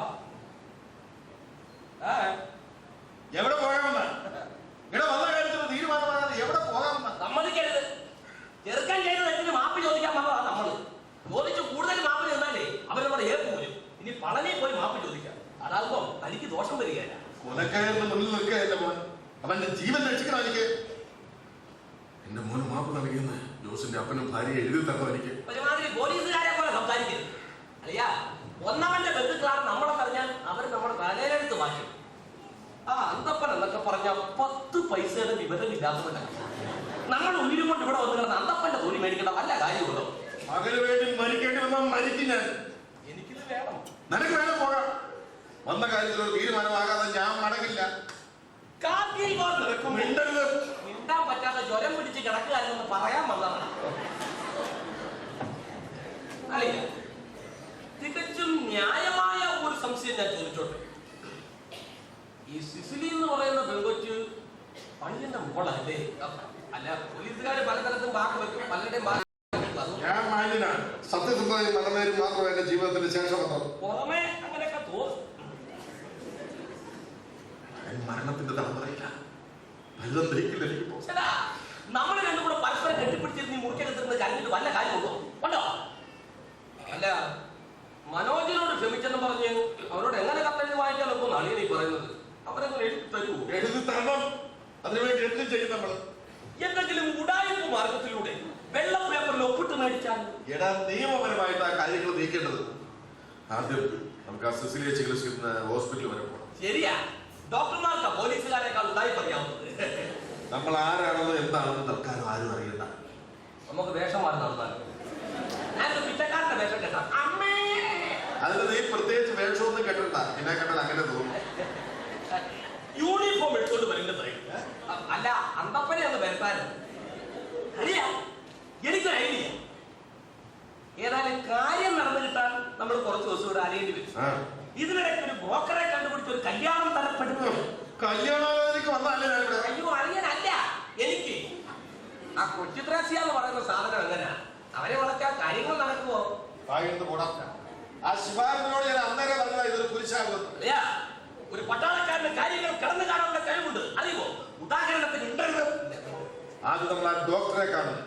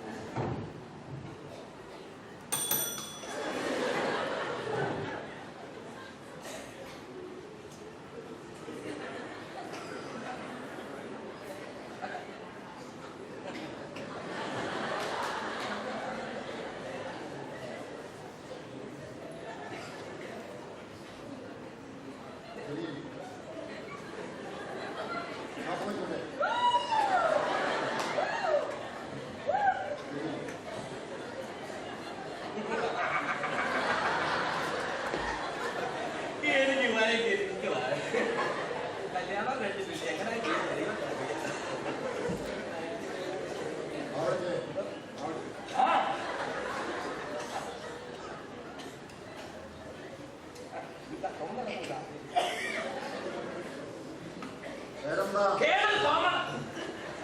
കോമണെന്നായാലും അത് ഇവിടുത്തെ ഗ്രാമത്തില്ല.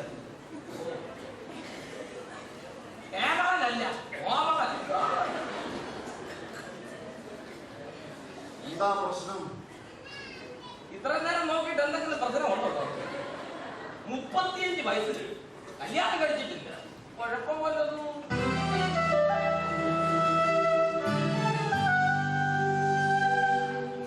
ഞങ്ങൾ വളരെ ഗൗരവമുള്ള ചില കാര്യങ്ങൾ സംസാരിക്കാൻ വേണ്ടി വന്നതാണ്. ഇത് ഭ്രാന്താശുപത്രിയല്ല, തെറ്റിയിട്ടൊന്നുമില്ലല്ലോ. അമ്മയാണൊന്നും പറഞ്ഞില്ല. ക്ഷമിക്കണം, സിസിലി അങ്ങയുടെ പേഷ്യന്റ് അല്ലേ? ദുബായിൽ വെച്ച് കൊല്ലപ്പെട്ട ജോസിന്റെ ഭാര്യ. അതെ, നിങ്ങൾ സിസിലിയുടെ ആരാണ്? ബന്ധുക്കളാണ്? അതെ, ബന്ധുക്കളാണ്. തികച്ചും സങ്കടകരമാണ് ആ കുട്ടിയുടെ അവസ്ഥ. പണമില്ലെന്ന കാരണത്താൽ ഒരാൾ മരണപ്പെട്ടു പോവുക. കൊല്ലപ്പെട്ടതിന് തലേ ദിവസം ജോസ് എന്നെ വിളിച്ചിരുന്നു. സുഹൃത്തുക്കളോട് മറ്റും പണം കടം ചോദിച്ചിട്ടുണ്ട്. ഒരാഴ്ചക്കകം പണം ഡോക്ടറുടെ പേരിലെത്തിക്കും. എങ്ങനെയും സിസിലിയുടെ ജീവൻ രക്ഷിക്കണമെന്ന് പറഞ്ഞു. ഫേറ്റ് അല്ലാതെ എന്താ? പണം ഞാൻ തന്നെ ഡോക്ടർ.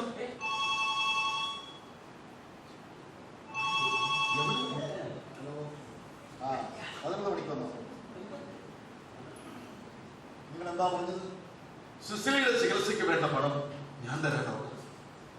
ഇങ്ങനൊരു മനസ്സ് നിങ്ങൾക്കുണ്ടായിരുന്നെങ്കിൽ ഒരു 10 ദിവസം മുൻപ് നിങ്ങൾ എന്നെ സമീപിക്കേണ്ടതായിരുന്നു. കാരണം സിസിലിക്ക് വൃക്ക ദാനം ചെയ്യാമെന്ന് ഏറ്റ ഡോളറെ സമയം കഴിഞ്ഞപ്പോൾ കൂടുതൽ പണം കൊടുത്ത് മറ്റൊരാൾ കൊണ്ടുപോയി.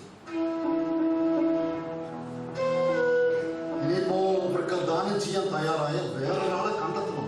അല്ലാതെ കാര്യങ്ങളൊന്നും നടക്കില്ല.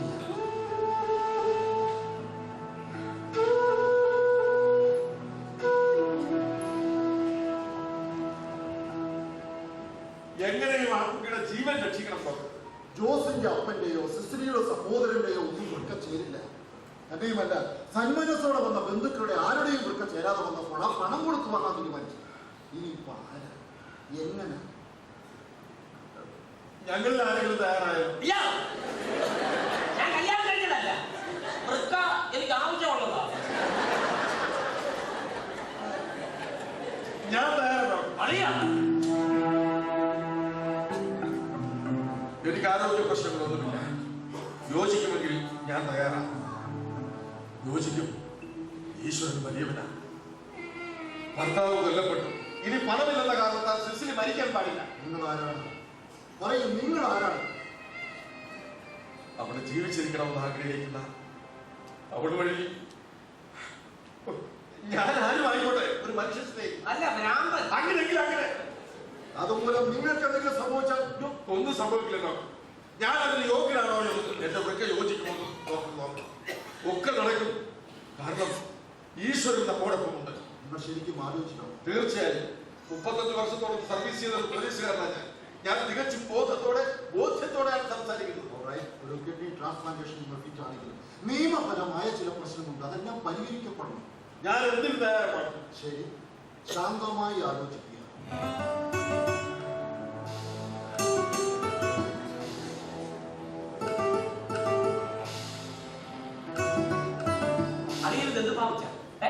ആ പെൺകുട്ടിയുടെ ജീവൻ രക്ഷിക്കാൻ നൽകാൻ പറ്റിയ ഒരു ഭാവവും എനിക്ക്. സ്വന്തം മകന്റെ ജീവൻ രക്ഷിക്കാൻ നിങ്ങളോട് വന്നത്. അവൻ നിമിത്തമാണ് ആ കുട്ടിക്ക് ഈ അവസ്ഥ വന്നത്, ആ കുടുംബത്തിന് ഈ അവസ്ഥ വന്നത്. അതിനൊക്കെ പരിഹാരം ചെയ്യണം എനിക്ക്. അവസാനം വെക്കാൻ പോയി എനിക്കാരുടെ ജീവനം പോയ അവസ്ഥയാകരുത്. നമുക്ക് വീട്ടിൽ പോകാം, ബുദ്ധി ഒന്നുകൂടെ ആലോചിക്കാം. എന്നിട്ട് വേണ്ട എന്താന്ന് വെച്ചാൽ ചെയ്യാം. ആരും അറിയണ്ട. നമ്മൾ രണ്ടും ഡോക്ടറുമല്ലാതെ മറ്റാരും. സിസിലിയോ അവരുടെ കുടുംബമോ പോലും അറിയരുത്.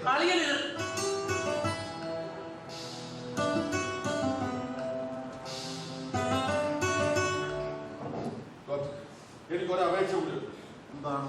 ജോസിന്റെ കുടുംബത്തെ സഹായിക്കുന്നത് ഞാനാണെന്ന് അവരറിയുന്നു. വൃക്ക കൊടുക്കുന്നതോ പണം കൊടുക്കുന്നതോ നിങ്ങളാണെന്ന് അവരറിയില്ലെന്നോ? വേണ്ട. ഇയാൾ പറഞ്ഞതുപോലെ നിങ്ങൾക്ക് എന്തെങ്കിലും സാരമായ പ്രശ്നങ്ങളുണ്ടോ? ഒരു പ്രശ്നമില്ല ഡോക്ടർ. ആ കുട്ടി ജീവിതത്തിലേക്ക് മടങ്ങി വന്നതിന് ശേഷം മാത്രം അറിഞ്ഞാൽ മതി. തികച്ചും സത്യസന്ധമായ ഒരു ലക്ഷ്യത്തോടെയാണ് ഞാൻ സംസാരിക്കുന്നത്. അങ്ങയുടെ മനുഷ്യത്വം, ദൈവീകമായ കൈപുണ്യം ഒക്കെ ആ കുട്ടിയുടെ ജീവിതത്തിന് തുണയാവട്ടെ.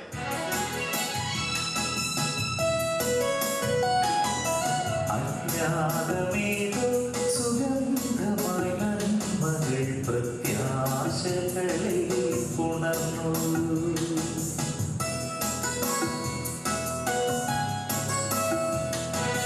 അജ്ഞാതമേതോ സുഗന്ധമായി നന്മകൾ പ്രത്യാശകളെ പുണർന്നു.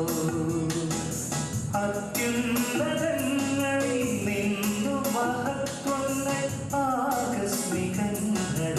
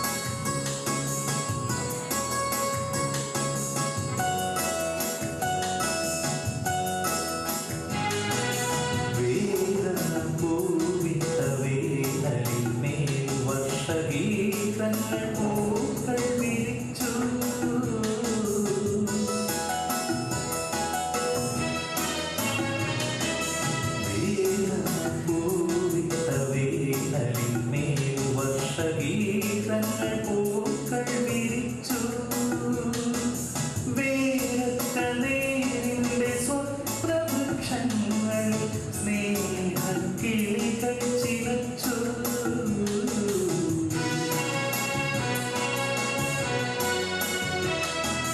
അജ്ഞാതമേതോ സുഗന്ധമായി നന്മകൾ പ്രത്യാശകളെ ഉണർന്നു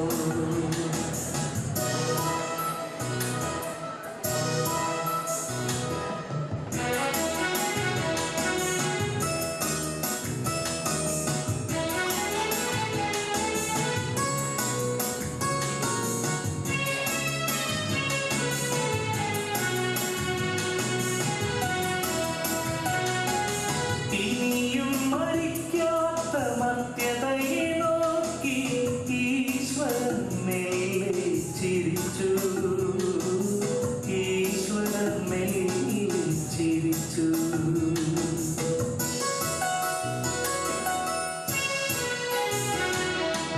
ഇനിയും മരിക്കാത്ത മർത്യതയെ നോക്കി ഈശ്വരൻ മെല്ലെ ചിരിച്ചു ഈശ്വരൻ മെല്ലെ ചിരിച്ചു അകലങ്ങളിൽ നിന്ന് അനുഗ്രഹങ്ങൾ വന്നു പകലിൽ മിഴികൾ തുടച്ചു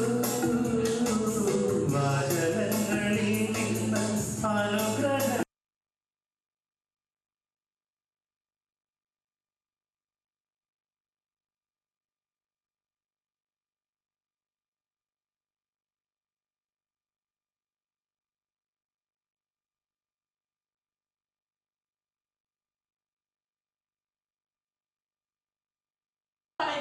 അവരോടാ നന്ദി പറയേണ്ടത്. എന്നാലും അതിനുള്ള കാരണക്കാരനാണ് ഡാക്ടർ. ഇതാ പറയണത് ഡാക്ടർമാരിലും മനുഷ്യപ്പറ്റുള്ളവരുണ്ടെന്ന്.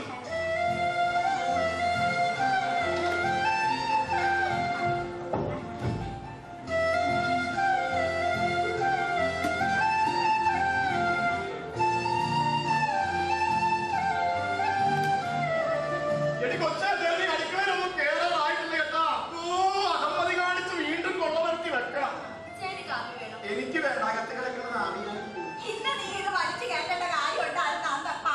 ഈ പെൺകൊച്ചിനെ ഈ പരുവത്തിൽ കാണാൻ പറ്റുമെന്ന് ഇളയമ്മ വിചാരിച്ചതാണ്. പള്ളിയിൽ കുടിവെട്ടുന്ന ലോനാറ്റിനോട് ഞാൻ പ്രത്യേകം പറഞ്ഞതാ, എന്റെ ചെറുക്കന്റെ താരയെ കൊണ്ട് തുറന്നിടരുത്, എന്റെ പെൺകൊച്ചിനെ കൊണ്ടുവരുമ്പോ അവന്റെ അടുത്ത് കുളിച്ചിടണം, അവരടുത്തടുത്ത വിഷയം വർദ്ധിക്കണം കേട്ടെന്ന്. ആ കൊച്ചാ നിങ്ങൾക്ക് പോയി കാപ്പി കൊണ്ട് തന്നത്. അവന്റെ സന്തോഷത്തിൽ അന്തപ്പുരത്തിൽ കുടിച്ച് അത് തെറ്റാണ്. എന്റെ മക്കള് പറ. ജീവിതം തിരിച്ചു കിട്ടി.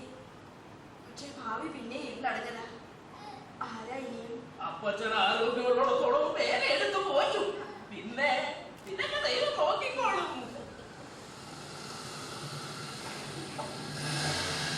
ആരാ മക്കളെ? ദൈവമേ, ഇതാരാ തേറ്റാക്കിട്ടത്? അയ്യോ, ഇപ്പൊ പറഞ്ഞ് നാട്ടു വായിലേക്ക് ഹൃദയമാണ്.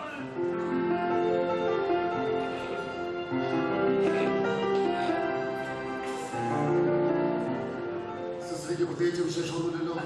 ഇരിക്കും സാറേ, ചായ ഒരെണ്ണം. ഒന്നും വേണ്ട. സിസ്ലിയുടെ പുനർജന്മമാണിത്. ജീവിതകാലം മുഴുവൻ ഞാൻ അങ്ങയുടെ നന്ദി കടപ്പാടുള്ളതായിരിക്കും. എന്നോടല്ല, ദൈവത്തോട്. പിന്നെ അകത്തേക്ക് വന്നോളൂ.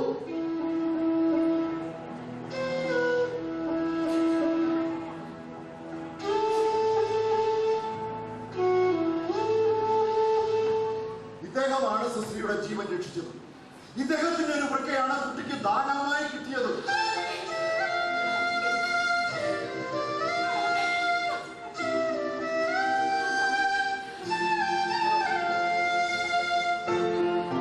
ആശുപത്രി ചെലവ് മുഴുവൻ വഹിച്ചതും ഇദ്ദേഹമാണ്. ഒരാളിനെ 2 തവണ മരണത്തിന്റെ വായിൽ നിന്ന് രക്ഷപ്പെടുത്തുക, അങ്ങ് ആരായിരുന്നു? നിങ്ങളോട് എങ്ങനെ നന്ദി പറയണമെന്നറിയില്ല. ഇദ്ദേഹത്തെ ഇവിടെ എത്തിച്ചത് ദൈവമാണ്. സിസ്ലിയുടെ അസുഖം പൂർണ്ണമായി സുഖപ്പെട്ടതിന് ശേഷം മാത്രം നിങ്ങളെ ഇവർ അറിയിച്ചാൽ മതി എന്ന് ഇദ്ദേഹം ആവശ്യപ്പെട്ടിട്ടുണ്ട്.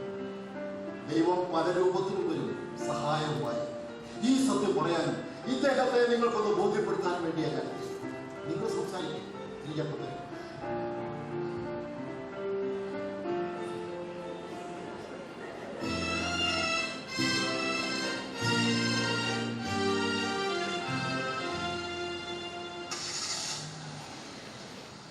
ജോസ് മരിച്ചതിന് ശേഷം ജീവിക്കണമെന്ന് മോഹിച്ചതല്ല. ദൈവം കാരുണ്യമായി മുന്നേ വന്ന് നിൽക്കുമ്പോ തട്ടിക്കളയരുത് എന്ന് ഡോക്ടർ പറഞ്ഞു. മടക്കി കിട്ടിയ ജീവിതത്തിൽ ഇനി എന്ത് എങ്ങനെ എന്നൊന്നും അറിയില്ല. എങ്ങനെ നന്ദി കാണിക്കേണ്ടത്? നിങ്ങളൊരു മുന്നാഴി അരികൂടി അടുക്കളയിൽ കിട്ടാത്ത ലക്ഷണം കണ്ടിട്ട് ശരിക്കും എടുക്കുന്ന പുള്ളികളാണ് തോന്നുന്നത്. ഞാൻ കൂട്ടാൻ വയ്ക്കാൻ വേണ്ടത് ടപ്പേന്ന് വരാം. എടോ ഇയാൾക്ക് കള്ളറ തന്നെ വേണോ? അത് നല്ല ഒന്നാന്തരം വാച്ച് കിട്ടും. അത് മനസ്സിലായി. ഒരു സൽക്കാരത്തിന് പറ്റിയ സമയമല്ലേ. ഞങ്ങള് ഒരല്പം തിരക്കില്ല. ഈ മയ്യാൽ കാര്യങ്ങൾ കൈവിട്ടു പോകുന്ന അവസ്ഥയിൽ അങ്ങനെ പറഞ്ഞാൽ പറ്റൂല. നമ്മുടെ ഒരു സന്തോഷമില്ല. സമയം തരാം, ഞങ്ങൾ നീ ഇങ്ങോട്ട് വരാമെന്ന്. ഇയാൾ അങ്ങനെ ഒന്നും പറയണ്ടോ അളിയാ. അളിയൻ വീട്ടിൽ പെണ്ണന്മാര് വല്ലതും പോകണ്ടോ? എനിക്ക് വിരോധമൊന്നുമില്ല, ജാതി ഒരു പ്രശ്നവുമില്ല. ഉണ്ടെങ്കിലും നിനക്ക് തരൂല്ല.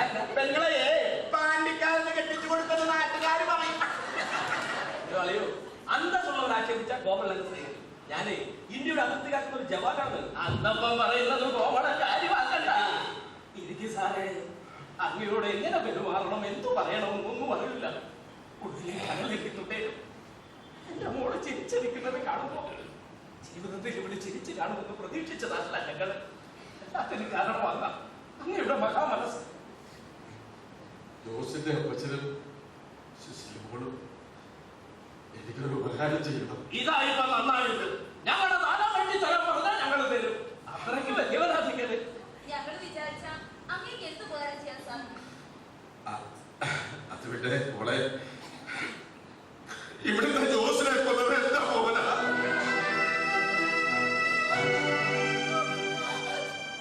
അവൻ വേണമെന്ന് കരുതി ചെയ്തതല്ല, ഒരു കയ്യബദ്ധം. അവനോട് മതി.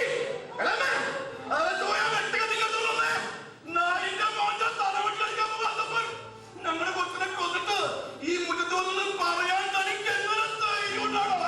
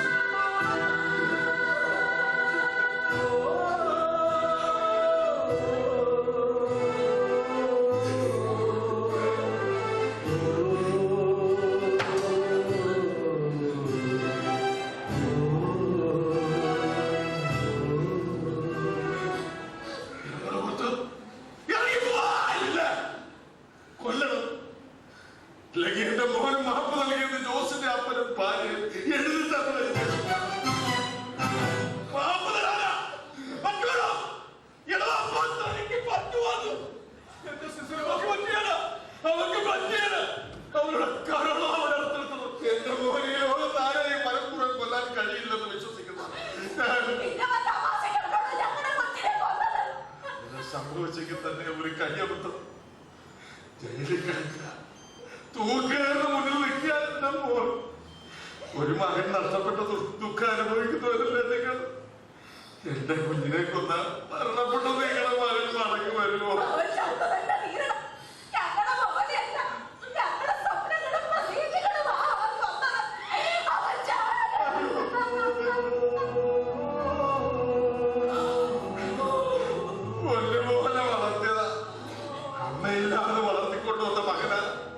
അവന്റെ മനസ്സിലെ നന്മയുടെ നക്ഷത്രം അടഞ്ഞു പോകാതിരിക്കാൻ ഉറങ്ങാതെ കാവലിരുന്നവനാ.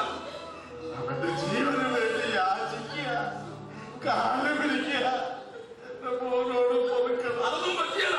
ഞങ്ങളുടെ ക്ഷമയെ പരീക്ഷിക്കാൻ തുടങ്ങി പോണു. അവനെ തൂക്കിക്കൊണ്ടുന്ന വാർത്തകൾ ആഘോഷിക്കാൻ രാത്രിക്കാൻ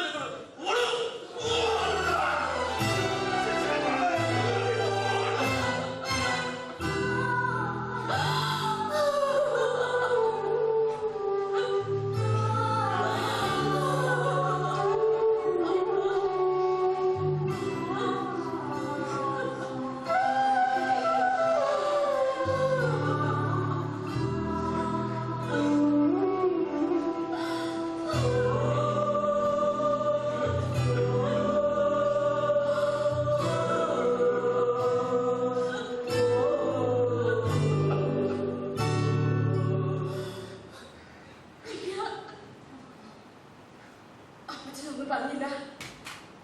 ഇദ്ദേഹത്തിന്റെ മകനെ തൂക്കിലേറ്റിയ എന്റെ ജോസിയുടെ പണിക്ക് വരുമോ?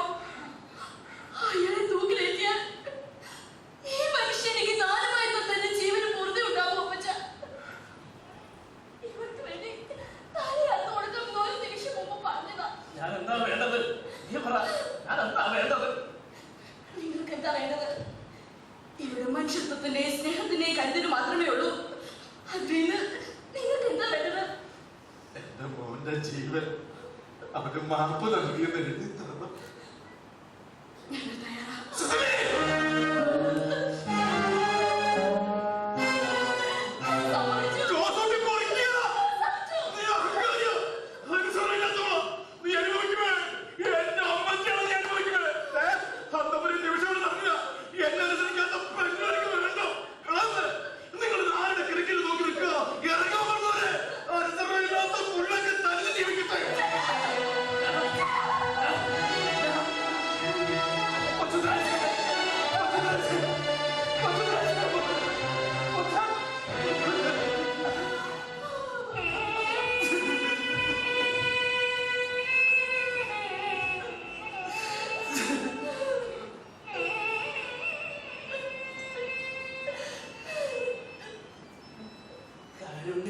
ഞങ്ങളെ കെണിയിലാക്കിയല്ലേ?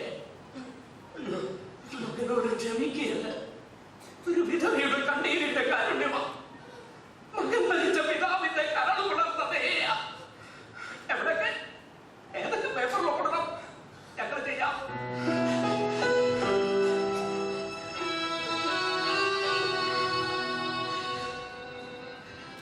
നിങ്ങളുടെ മോൻ രക്ഷപ്പെടട്ടെ, അവന്റെ ജീവിതം ധന്യമാവട്ടെ. ഇനിയും മരിക്കാത്ത മധ്യതയെ നോക്കി ഈശ്വരൻ മെല്ലെ ചിരിച്ചു. ഈശ്വരൻ മെല്ലെ ചിരിച്ചു.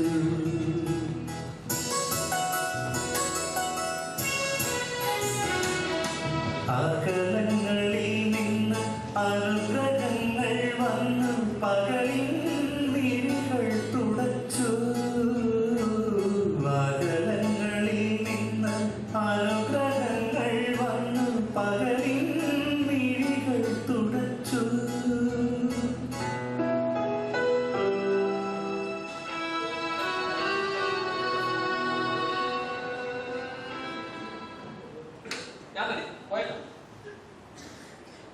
സമയം ഒരുപാട് ചെറുക്കം വന്നപ്പോൾ നമ്മുടെ കണ്ടിൽ അവൻ വിഷമിക്കുകയല്ലേ. ഇത് എന്താ ഇരിപ്പായി ഇരിക്കുന്നേ? അറിയാൻ പറ്റില്ല, വരണ്ട. ഞാൻ ശിവാർത്താവിടെ പോട്ടു. എയർപോർട്ടിൽ വന്നിറങ്ങിയാൽ അവർ ഇവിടെ വരാനറിയാം. ആദ്യമായിട്ടൊന്നും അല്ലല്ലോ, അവന് വഴി അറിയാം. അറിയാം, ഇതിപ്പോ ജയിലിലേക്ക് കിടന്നിട്ട് വരുന്നതല്ലേ? അവന്മാര് വന്നത് എയർപോർട്ടിലെ എന്റെ സുഹൃത്തുക്കൾ ചില പോലീസുകാരെ ഞാൻ ഏർപ്പാടാക്കിയിട്ടുണ്ട്. അവരവിടെ സുരക്ഷിതമായി ഇവിടെ എത്തി. നീ പേടിക്കണ്ട. പോലീസായി ജോലി നോക്കിയിട്ട് ഗുണമേ. അളിയൻ കുരുത്തകുത്തിക്കാരനാ. വൃക്കയിൽ അവർ ദാനം ചെയ്തെടുത്ത അവര് മലന്നത് ഇല്ലേ? ദയാകരത്തിൽ ഒപ്പിട്ട് തരത്തുമില്ല, ചെറുത്ത് ജമ്മു തൊട്ട് തിരിച്ചു വരത്തുമില്ല. ഇവിടെ നമുക്ക് രണ്ടുപേർക്കും മാത്രം അറിയാവുന്ന രഹസ്യമാണ്. ഞാനിങ്ങനെ ഒരു ത്യാഗം ചെയ്തിട്ടാണ് അവരെ മടക്കി കൊണ്ടുപോകുന്നത് ശിവാനന്ദന് പോലും അറിയില്ല. അതാരും അറിയരുത്. അളിയ അശ്വിനെ ചെറുക്കം വന്ന പിന്നെ എന്താ പരിപാടി? അവൻ തിരിച്ചു പോകാലോ? അതൊക്കെ അവൻ വന്നതിന് ശേഷമേ തീരുമാനിക്കണം.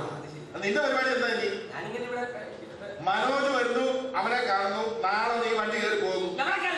എടാ പട്ടാളക്കാരുടെ ആവശ്യമില്ലാതെ നീ എടുത്താൽ പോലീസ് ഒന്ന് അറസ്റ്റ് ചെയ്തോണ്ട് പോകും. അളിയനോട് ഞാനൊരു സത്യം പറയട്ടെ. നീ പറ, സത്യമാണോ കള്ളമാണോ എന്ന് കേട്ടതിന് ശേഷം തീരുമാനിക്കാം. അളിയൻ ഞെട്ടരുത്. ചേട്ടാ നീ ബോംബിടുന്നൊന്നുമില്ല, കാര്യം പറയുന്നല്ലോ. പറ. പിന്നെ അളിയ പട്ടാളത്തിലെ ജോലി രാജിവെച്ചിട്ടാ ഞാൻ രാഷ്ട്രപിതാവിനാണ് സത്യം. അതിലും വലിയൊരു സത്യം പട്ടാളക്കാരന് ഇല്ല. എടാ ജോലി കൂലി ഒന്നും ഇല്ലാതെ നടന്ന നിന്നെ 10 വർഷം മുമ്പ് പട്ടാളത്തിൽ ചേർക്കാൻ ഞാൻ പട്ടമാണ്. എനിക്ക് മാത്രമേ അവരെ കിടന്ന് അനുഭവിച്ചമാണ്, എനിക്ക് മാത്രമേ അറിയത്തുള്ളൂ. അളിയാതെ പള്ളിക്കുറിച്ച് പോകാൻ നമ്മൾ പട്ടാളത്തിൽ ചേർത്തിട്ട് ഒരു കാര്യവുമില്ല. തുണിനട, കുക്കിങ്, ഷൂ പോളിഷിങ്, പിന്നെ എന്റെ മെടുക്കൊണ്ട് പ്രമോഷൻ കിട്ടി ബാർബറായി. അലഞ്ഞു തിരിഞ്ഞുള്ള സമയത്ത് അശോകന്റെ ബാർബർ ഷോപ്പിൽ പോയിരുന്നു വഴി കണ്ടു പഠിച്ചത് കൊണ്ട് അങ്ങനെ ഒരു ഗുണമുണ്ടായി. പഠിക്കാനത് എന്റെ കുഴപ്പം കൊണ്ടല്ല, ഇവിടുത്തെ വ്യവസ്ഥിതിയുടെ കുഴപ്പമാ. അറിയാമോ? ഇതിനെക്കുറിച്ച് പറയിച്ചേക്കല്ല ഞാൻ. എന്നെ പഠിപ്പിച്ചൊരു അധ്യാപകൻ മലയാള എന്നെ പഠിത്തം നോക്കാൻ കാരണക്കാരൻ. അയ്യോ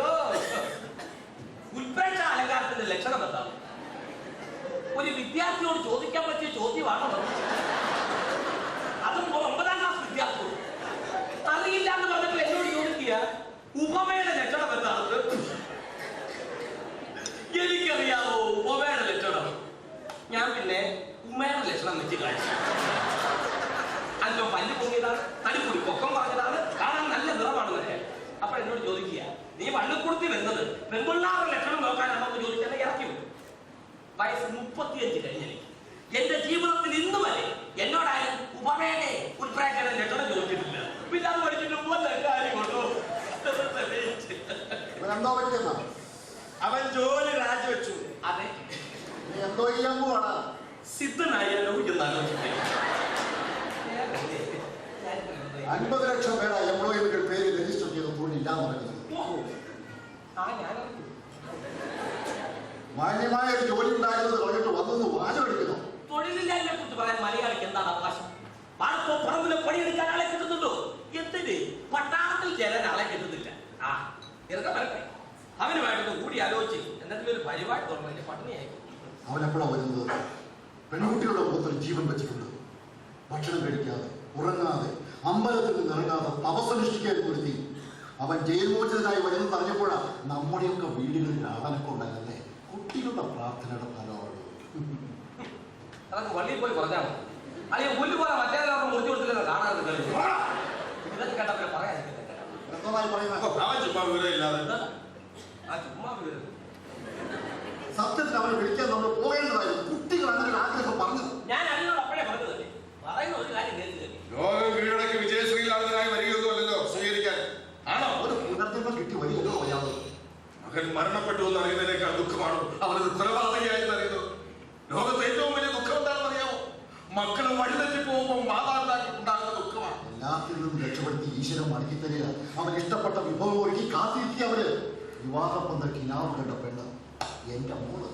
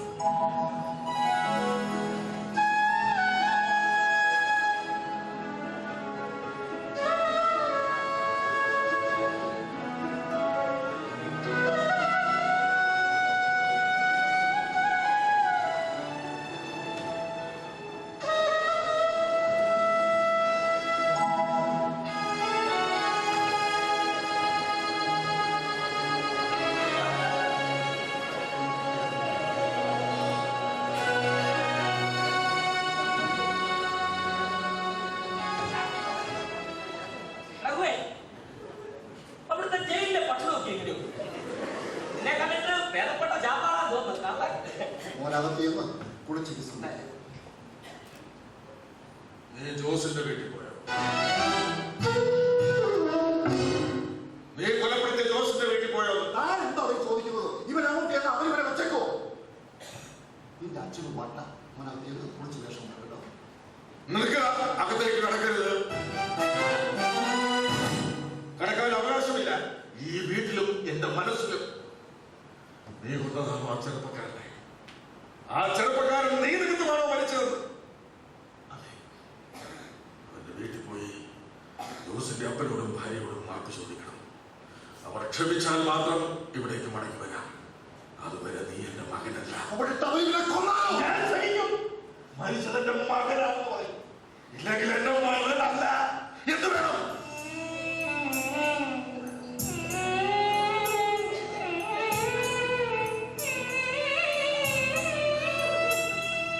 കുളിർമഴയാകുമെന്നാശിച്ച കാമുകിൽ കണ്ണീർ കനൽ വർഷമായി, കണ്ണീർ കനൽ വർഷമായി.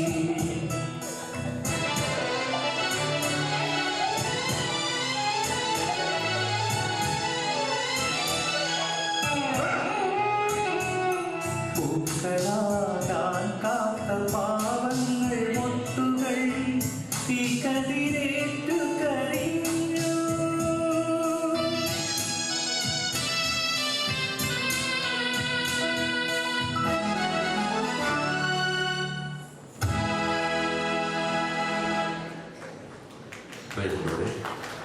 അല്പസമയം ഇടവേള.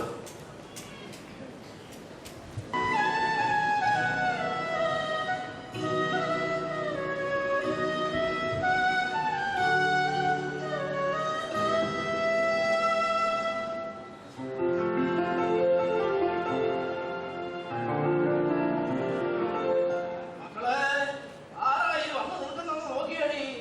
എടി കൊച്ചോര 50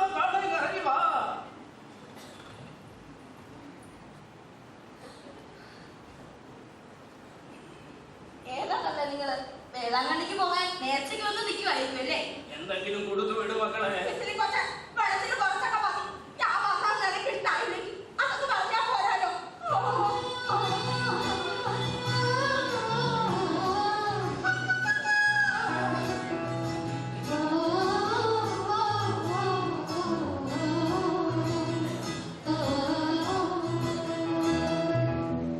ഇനി ഈ പഠിച്ചവത്തിനെന്ന് പറഞ്ഞ് മോനോട് ഇറങ്ങിപ്പോയിട്ട് പടി ചവിട്ടാതെ ചാടിക്കയറുന്ന കൂട്ടിച്ചു വേണം. മൂക്കടിച്ചു വീഴരുതാ. എനിക്ക് പോകാൻ വേറെ ഇടമില്ലാഞ്ഞിട്ടല്ല. അച്ഛനെങ്കിൽ തോളൊക്കെ പിടിച്ചതാ. എടാ ഇങ്ങോട്ട് പോയി ഞാൻ പൊന്നുപോലെ നോക്കിക്കോളാന്നും പറഞ്ഞു. പൊന്നുപോലെ നോക്കാൻ പറ്റിയ ഒരു മോതാന് സുഖമില്ലാത്തൊരു കൊച്ചിനെ ഇട്ടേച്ച് പോകാനാണല്ലോ എന്ന് കരുതി മടങ്ങി വന്നപ്പോ മരുമോളുമായിട്ട് ശരിപ്പെട്ട് കാണത്തില്ല. അവള് തമ്മിക്കണക്ക് കുത്തി കാണും. അതാ വാതും പക്ഷത്ത് തിരുകിലും പോകുന്നത്. പാസം അന്നപ്പം കള്ളു കുടിക്കണത് എന്റെ വളർത്തു ദോഷം കൊണ്ടാണെന്ന് പറഞ്ഞ് അവിടെ കിരിക്കിട്ട് കുത്താൻ വന്ന അവരോട് കള്ളു കുടിക്കാൻ ഞാൻ പറഞ്ഞ കൊച്ചിനെ ചേച്ചി കഞ്ഞിവെള്ളം കുടിക്കുന്നുണ്ടെങ്കിലേ 1.5 ആളിന്റെ ജോലി ചെയ്തിട്ടാ, അല്ലാതെ ആരുടെ ഓശാരം വേണ്ട. മരുന്നൊക്കെ മുടങ്ങാതെ കഴിക്കുന്നുണ്ടോ കൊച്ചൻ? സത്യം പറയാലോ, ഇവക്കടെ നായി ആലോചിക്കുമ്പോ ഒരു മനസമാധാനം ഇല്ലായിരുന്നു. എന്നും രാത്രി അന്നപ്പം നിന്റെ കാര്യം പറഞ്ഞ് കരയും. അധികം താമസിക്കാതെ ആ സാധനം ഇങ്ങ് വരുമെന്ന്.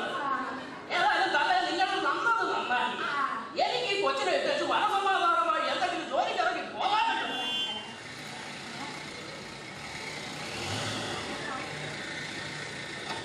അന്തപ്പം നിങ്ങളെ തേടി വരികയാണോ? അവന്റെ അപ്പച്ചേരും അവന്റെ വെപ്പന്മാരുടെ ആദ്യം തുമ്പുന്നേക്കാം. അവൻ വന്ന് വിളിച്ചാൽ നിങ്ങൾ പോകും. ആരാ ഇങ്ങോട്ട് വരുന്നേ? പഞ്ചായത്ത് പ്രസിഡന്റ്.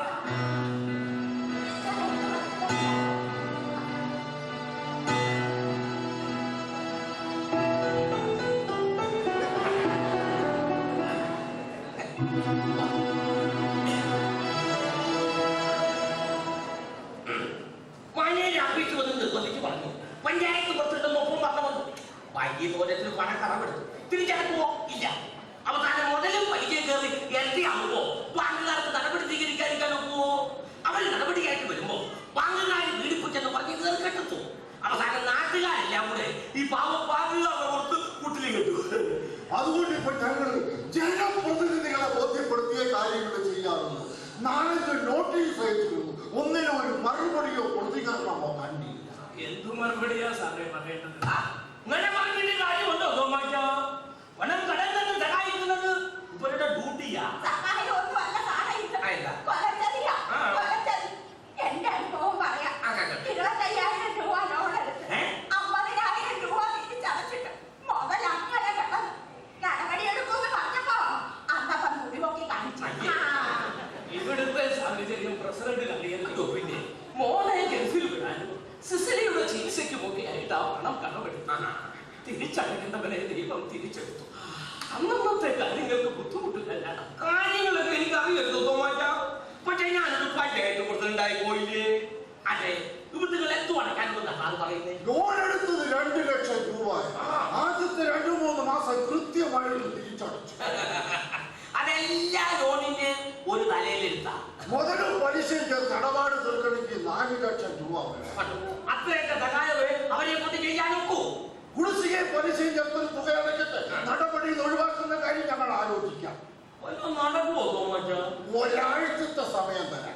അത്രയാണ് ചെയ്യും. അതിനോടൊക്കെ പണം അടച്ചാൽ നടപടിയിൽ ഒഴിവാക്കാം. അതിന് മുന്നോടിയായിട്ട് ഈ നോട്ടീസ് ആ ഭിത്തിയിലേക്ക് ഒട്ടിക്കും. കാര്യങ്ങൾ നടക്കട്ടെ. എനിക്ക് പോയിട്ട് ചിലപ്പോ ധൃതിയുണ്ട്.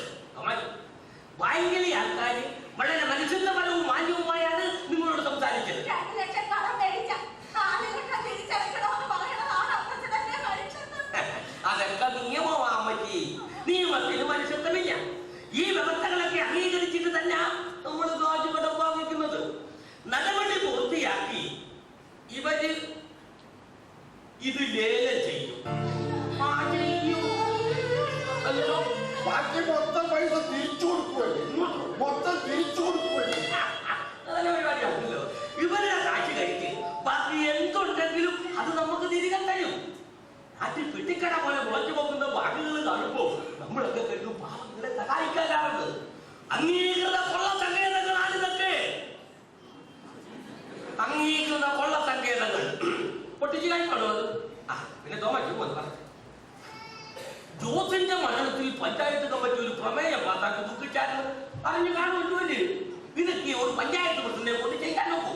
ആ പിന്നെ പോകുന്നു വഴിക്ക് എന്നെ ആഫീസിലോട്ട് കേൾക്കണം കേട്ടോ. അതെ ഒരാഴ്ചക്കകം എവിടുന്നെങ്കിലും കാറ്റുണ്ടാക്കി കൊണ്ടുവന്ന് അടച്ചിട്ട് നടപടിയിൽ നിന്ന് നാണക്കേടിൽ നിന്ന് ഒഴിവാക്. കാര്യത്തിനും ഒരു നാണക്കേടല്ല സാറേ, ഒരു സത്യമാണ്.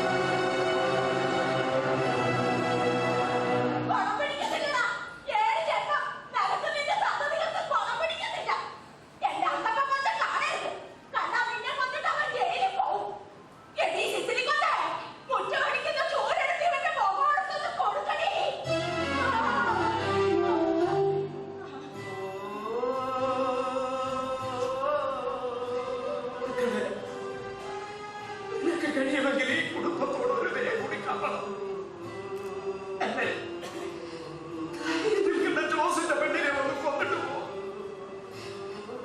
മകനെ കൊന്നവരോട് മനുഷ്യരോട് പ്രതികരിക്കാനുള്ള ശക്തി പോലും ഇല്ല എനിക്ക്.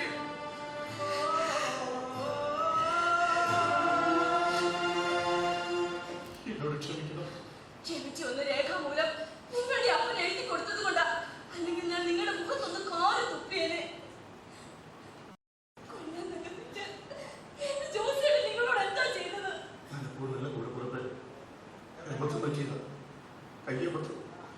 അവൻ വീണ്ടും മരിക്കുന്നത് ഞാൻ കരുതിയില്ല. ജോസ് മാത്രമല്ല, ഞങ്ങളുടെ ജീവിതത്തിന്റെ പടുകുഴിയിൽ വീണ് കിടക്കുക. നിങ്ങൾ ക്ഷമിച്ചെങ്കിലേ എന്റെ മകനായി അംഗീകരിക്കുന്ന അച്ഛൻ പറഞ്ഞു. എന്റെ മനനിലത്തോട്ട് ഞാൻ പറയുക, ഞാൻ മനഃപൂർവ്വമല്ല, സത്യം. എന്നോട് ക്ഷമിക്കണം, എന്നോട് ക്ഷമിക്കണം.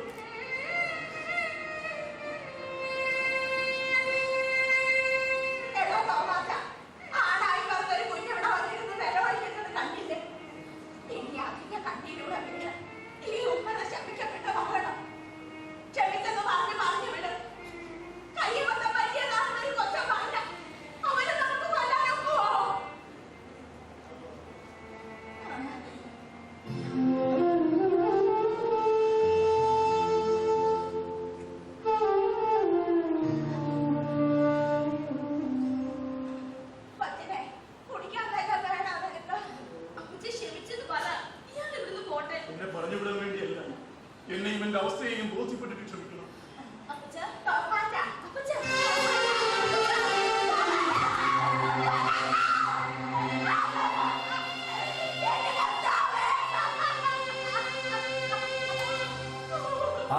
ആറ്റുനീരിലൊലിച്ചു കഴിഞ്ഞാൽ കുടഞ്ഞാർത്തുകേടും അശാന്തനാം മാനിനെ കാളസർപ്പം വിഴുങ്ങുന്നു. കണ്ണുനീർധാരയായി വീണിടിഞ്ഞു ചുമകൾ.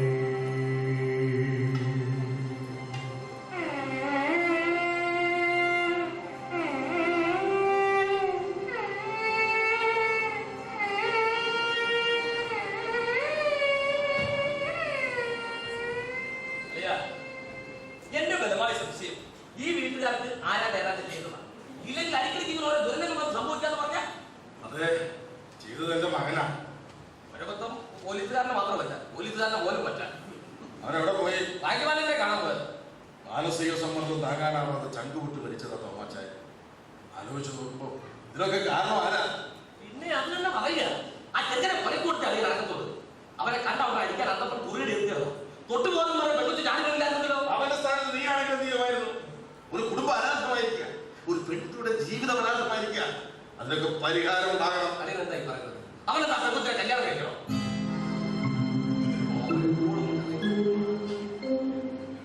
എന്താ വേണ്ടതെന്ന് അവൻ തീരുമാനിക്കട്ടെ. അലിയ, നമ്മുടെ ചെറുക്കൻ നിമിത്തം ഒരു ജീവൻ നഷ്ടപ്പെട്ടെങ്കിൽ നമ്മുടെ നിമിത്തം ഒരു ജീവൻ നിലനിർത്തി.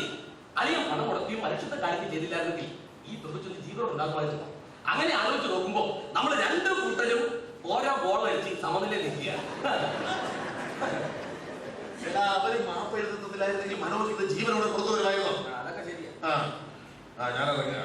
ഞാനിന്നലെ ഇറങ്ങി. വേണ്ട, നീ ഇവിടെ വേണം. അവരൊരു കൂട്ടായി. എത്ര കാലം? അതൊക്കെ അവൻ തീരുമാനിക്കും. സുശ്രീ മോളെ, അളിയൻ എന്നെ പെട്ടിക്കകത്താക്കിയിട്ട് ഇറങ്ങത്തുള്ളല്ലേ? ഞാൻ എന്ത് തെറ്റായി?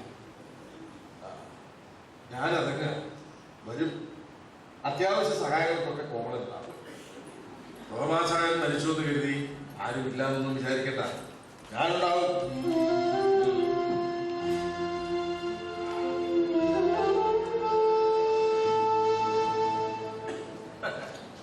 ആരും ഇല്ലാത്തവരോടൊക്കെ അളിയൊരു ഭയങ്കര സ്നേഹം. ആവുന്നത് ആവാത്തതും ഒക്കെ ഏറ്റെടുത്ത് വഷളാണ്. എന്നെ വളർത്തി പഠിപ്പിച്ച് പട്ടാളത്തിൽ ജോലി വാങ്ങിച്ച് പരിശ്രമിച്ചിരുന്നു ഞാൻ പാരായേ. അമ്മയ്ക്ക് അമ്മയ്ക്ക് മരിച്ചു പോയതിനെ കുറിച്ച് ഒന്നും വിഷമിച്ചിട്ടൊന്നും ഒരു കാര്യവുമില്ല. സത്യത്തിൽ തോമാച്ചാന്റെ ഒന്നും നമ്മൾ സന്തോഷിക്കാൻ വേണം. സൈക്കിളിന്റെ ടയർ വെടി തീരുന്നത് പോലല്ലേ ഇരുന്ന ഇരിപ്പിൽ വടിയാല്. നിസാര കാര്യമാണോ? ഇപ്പോഴത്തെ അരിവല് വിലക്കയറ്റമൊക്കെ വെച്ച് നോക്കുമ്പോ മഹാഭാഗ്യമാണ്. അതുകൊട്ടെ എത്ര വയസ്സായി തോന്നിയല്ലേ? ബാങ്കിൽ പണയം വെച്ചിരുന്ന വസ്തുവിന്റെയും വീടിന്റെയും ആധാരമാണ് ബാങ്കി സൂക്ഷിച്ചു വയ്ക്കുക.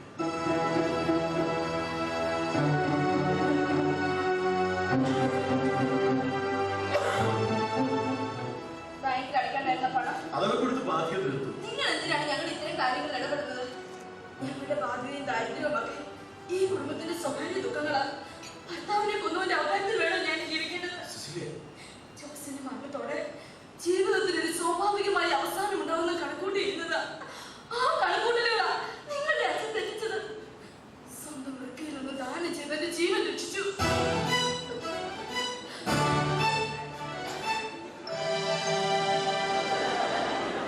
എന്റെ അച്ഛൻ എന്താ അറിയില്ലേ? ഇല്ല, ഈ നിമിഷം വരെ അറിയില്ല. ആ മനുഷ്യരോടൊക്കെ തീർത്താൻ തീരാത്ത കടപ്പാട് കൊണ്ടാ ഈ പെണ്ണും ജോസിന്റെ അപ്പനും നിനക്ക് മാപ്പ് തന്നതായി എഴുതി കൊടുത്തത്. സങ്കടങ്ങള് ചങ്കിന് നിറഞ്ഞു തുള്ളിയാ എന്റെ നോമാശം മരിച്ച് കാരണത്തിന് കെടിയിൽപ്പെടുത്തി നിങ്ങളുടെ അച്ഛൻ ഞങ്ങളിൽ നിന്ന് മാപ്പ് എഴുതി വാങ്ങി. മനഃപൂർവ്വമല്ലെങ്കിലും കയ്യബദ്ധമാണെങ്കിലും നിങ്ങൾ എന്റെ ഭർത്താവിന് കൊലപാതകയാ. നിങ്ങൾ നീട്ടുന്ന ഏത് ഔദാര്യവും എന്റെ ജോസിന്റെ ജീവന്റെ വിലയാ. സങ്കടത്തിന് ഈ പൊതി നീട്ടി വീണ്ടും നിങ്ങളെ വിഷമിപ്പിക്കരുത്.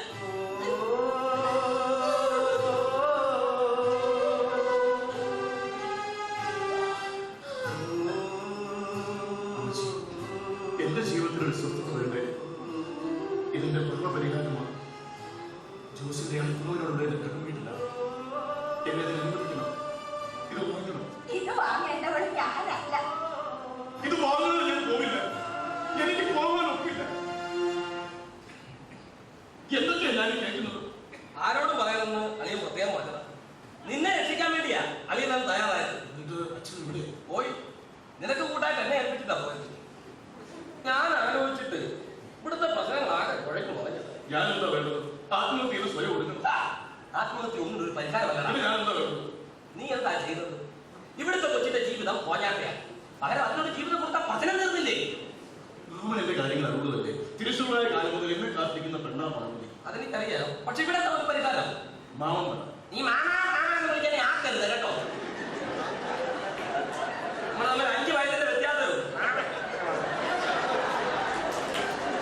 ഇതിനൊരു പരിഹാരം എന്താണ്? ഞാൻ ആലോചിച്ചിട്ട് ഒരു പരിഹാരം വേണം. സിസിലിക്ക് ഒരു ജീവിതം കൊടുത്തു. ഞാൻ എന്താ പറയുന്നത്? കണ്ടോ, മാമാന്ന് വിളിക്കാൻ അവിടെ തന്നെ ഇയാളെന്ന്. ശരി, നിങ്ങൾ നിർബന്ധിച്ചാൽ നിനക്ക് വേണ്ടി അങ്ങോട്ട് ത്യാഗം ചെയ്യാൻ മാമൻ തയ്യാറാകാം. നിന്റെ ജീവൻ രക്ഷിക്കാൻ വേണ്ടി നിന്റെ അച്ഛൻ ഒരു വൃക്ക ദാനം ചെയ്യും. ഞാൻ എന്നെ തന്നെ ദാനം ചെയ്യാം.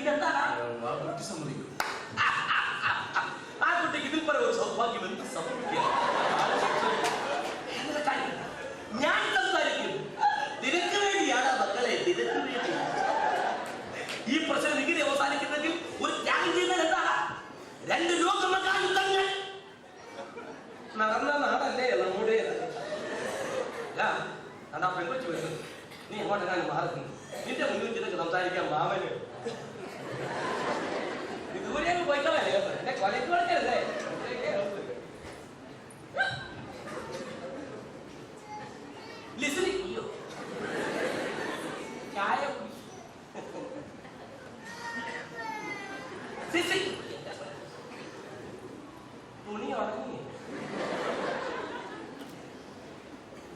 സിസിലി, സിസിലിയുടെ ഭാവിയെ സംബന്ധിക്കുന്ന വളരെ ഗൗരവമുള്ള ഒരു കാര്യമാണ് ഞാൻ പറയാൻ പോകുന്നത്. പട്ടാളത്തിൽ എന്നെ എല്ലാവരും ബ്ലാക്ക് കാറ്റ് എന്നാ വിളിക്കുന്നത്. നിറം കണ്ടിട്ടല്ല, ബുദ്ധി മനസ്സിലാക്കിയിട്ട്. ഈ കളവെല്ലാം സമ്മതിക്കുക ഗൗരവമുള്ള കാര്യങ്ങൾ കിട്ടിനി ആരാ കിട്ടിനി ബാബർ കോമൺ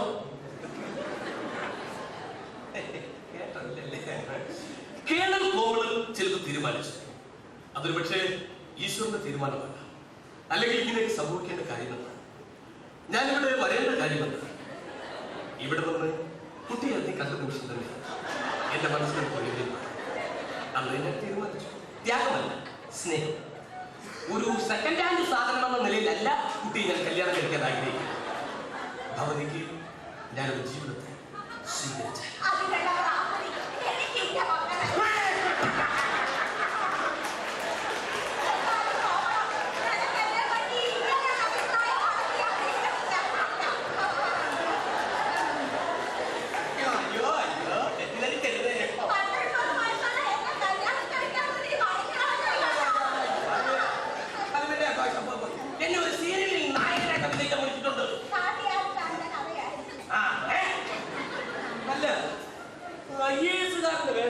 ഐഎഎസുകാരന്റെ വേഷം അതിലെ ഡയലോഗ് ഒന്ന് പ്രാക്ടീസ് ചെയ്യായിരുന്നു.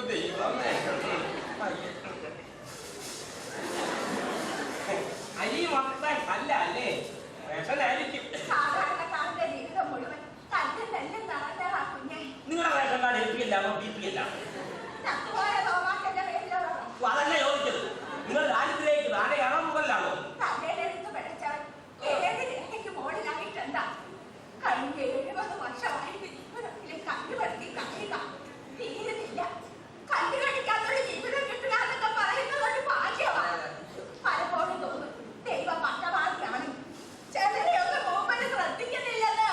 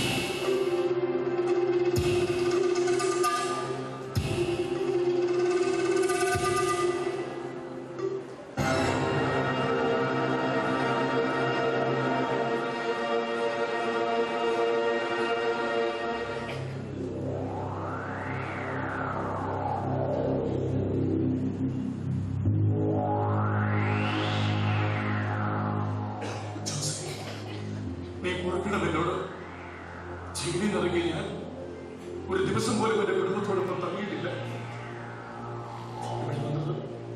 നിന്റെ ഭാര്യയോടും അപ്പനോടും മാപ്പ് ചോദിക്കാനാണ്. ചങ്ങാതിമാരായിരുന്നു നമ്മൾ പിരിഞ്ഞപ്പോഴാണ് ഒരു സൗഹൃദ ബന്ധത്തിന്റെ വിലയും വേദനയും ഞാൻ അറിയുന്നത്. നിന്റെ സൗഹൃദമില്ലാത്ത ഈ ജീവിതത്തിൽ എനിക്കിനി എന്നാണ് സമാധാനം കിട്ടുക?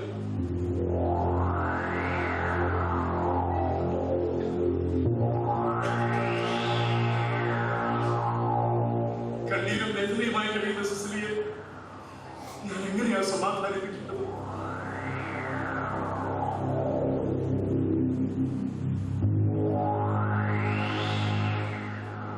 ചെയ്തവന്റെ നെഞ്ചകം നീറുക.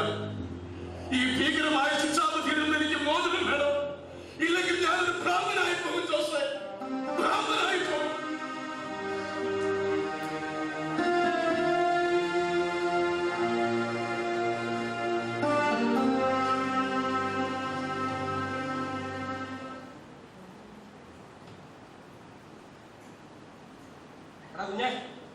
നീ ഇതിനകത്ത് താമസിക്കാൻ തന്നെയാണോ നിന്റെ പരിപാടി? പിന്നെ ഞാൻ എന്താ വേണ്ടത്? അച്ഛനെന്താ പറഞ്ഞിട്ട് പോയത്? അച്ഛനെയാണെങ്കിലും ഈശ്വരനെയാണെങ്കിലും അനുസരിക്കുന്നതിനൊക്കെ ഒരു പരിധിയുണ്ട്. എനിക്ക് സുഖമില്ലാതിരിക്കുമ്പോ സിസിലിയെ തനിച്ചാക്കിയിട്ട് ആ കിളവിത്തള്ളേനെ ഒരു സൈഡ് അടിച്ചു പോയി. അതിന് കാരണക്കാരനാരാ? നീയാ? ഞാനാ? ചിലതൊക്കെ ഒറ്റയടിക്ക് തീരും, ചിലതൊക്കെ പീസായിട്ട് തീരത്തുള്ളൂ. നീ ഒരു തെറ്റ് ചെയ്തു. തെറ്റല്ല, കയ്യബദ്ധം. അയ്യബദ്ധമാണ്, കാലബദ്ധമാണ്, തെറ്റ് തന്നെയാണോ? അതിന് നമ്മൾ പരിഹാരം ചെയ്തു. നീ ആ പ്രമാണം കൊണ്ട് ആ കിളവിത്തള്ളെ തലക്കറി കടി കൊണ്ടുപോയി, എന്നിട്ട് നമുക്ക് തലവിടാം. ഈ സാഹചര്യത്തിൽ കുടുംബത്തിന് ഉപേക്ഷിച്ച് പോകാന്നൊക്കെ പറഞ്ഞാൽ കാല് കിടക്കുന്ന തരാത്തത് നീ ചത്തുപോകുന്നത് മേടിച്ചിട്ട. പട്ടാളക്കാരുടെ അടി മേടിച്ചിട്ടുണ്ടോ നീ? ഉണ്ടോ? ഈരങ്കിക്കിട്ട് കാല് മടക്കി അടിച്ചിട്ടുണ്ടോ? ഈരങ്കിക്കിട്ട്. പിന്നെ അല്ലാതെ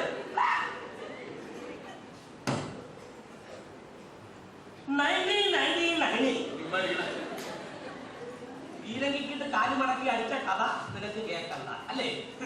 നിനക്ക് അതിനൊന്നും യോഗമില്ലടാ, യോഗമില്ല. ഈശ്വര, ഏത് സമയത്താണോ റിസൈൻ ചെയ്ത് പോരാൻ തോന്നിയത് വന്ന് അന്ന് തൊട്ട് നീയും നിന്റെ അമ്മയും എന്നെ ഇട്ട് കഷ്ടപ്പെടുത്തുക. നോക്കണ്ടടാ, നോക്കണ്ട. നീ ചെയ്ത തെറ്റിനെക്കാട്ടി വലിയ തെറ്റ് ചെയ്തത് നിന്റെ അമ്മയാ. നിനക്ക് ജന്മം തന്ന തെറ്റ് അതാണല്ലോ ഇതിനെല്ലാം കാരണം. അതിന് ഈ പാപം ഈ ഞാനെന്ന് ചെയ്തു. ഇയാൾക്കിനെ ശല്യപ്പെടുത്താൻ നിനക്ക് പോകുന്നതെന്ന് പറഞ്ഞു.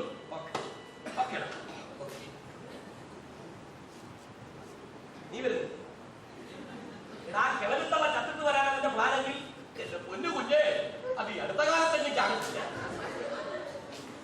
ഡോക്ടർമാരെന്താ പറഞ്ഞത്? ഇവിടെ കിടത്തി ചികിത്സിച്ച് കാശ് കളയണ്ട, വീട്ടിൽ കൊണ്ടിട്ടാ മതിയത്. എടാ, ഉടനെ എങ്ങാനും തീരുന്ന കേസാക്കാൻ അവന്മാര് പറയുകയല്ലേ 48 മണിക്കൂറിനകം വിവരം പറയാവുന്നത്. എടാ, വേട്ടയാ പോയെന്ന് പറഞ്ഞിട്ടൊന്നും ഒരു കാര്യവും ഇല്ല. രോഗപരിചയം വേണം, രോഗപരിചയം. പണ്ട് ഞാൻ സുവർണ ക്ഷേത്രത്തിനകത്ത് നിൽക്കും. പണ്ട് ഞാൻ സുവർണ ക്ഷേത്രത്തിനകത്ത് നിൽക്കുമ്പോ ഒരു പഞ്ചാബിൽ നിന്ന് എന്നെ ഓടിച്ചു. ഓടാന്ന് പറഞ്ഞു. ജാതി കുറഞ്ഞവനാലും അവിടെ അമ്പലത്തിൽ കയറാൻ പാടില്ല. ഞാൻ പറഞ്ഞു, ഞാൻ നല്ല ഒന്നാം തര ഹിന്ദുവാണ്. അപ്പോൾ അവൻ കൃപാലൂരി എന്നോട് പറയുക, കള്ളം പറഞ്ഞാൽ നാക്ക് കണ്ടിട്ട് എടുക്കുമെന്ന്. അതുപോലെ നിന്റെ വെട്ട അന്തപ്പൻ വെട്ടുകത്തി എടുക്കുന്നത് വരെ എന്റെ പൊന്നു കുഞ്ഞെ നീ ഇതെന്നെ ഇവിടെ തന്നെ എടുക്കും. കിടന്നിട്ട് ഉറങ്ങാൻ കഴിയില്ല. അതിന്റെ കട്ടിലെ മൊത്തം മൂട്ടയാണ്. കഴിഞ്ഞ രാത്രി ഞാൻ ജോസിനെ സ്വപ്നം കണ്ടു. ആ മുഖം, ആ രൂപം എന്റെ നിദ്രകളെ വല്ലാതെ വേട്ടയാടുക. ഓനെ നമുക്കൊരു ചരട് നിന്റെ അരക്കെട്ടാ. മാമനറിയോ, ജോസ് താഴേക്ക് വീണു. ആളുകൾ ഓടിക്കൂടിയപ്പോ അവസാനമായി അവൻ വിളിച്ചു കരഞ്ഞത് മനോജ എന്റെ സിസിലി.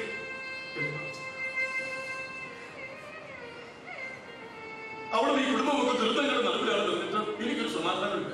എടാ, നിന്നെ ഒറ്റ ഇരിക്കാൻ കൊന്നുകളെ കേട്ടോ. നിന്നെ വെറുതെ കേട്ടോ പട്ടുകളെ അല്ലേ?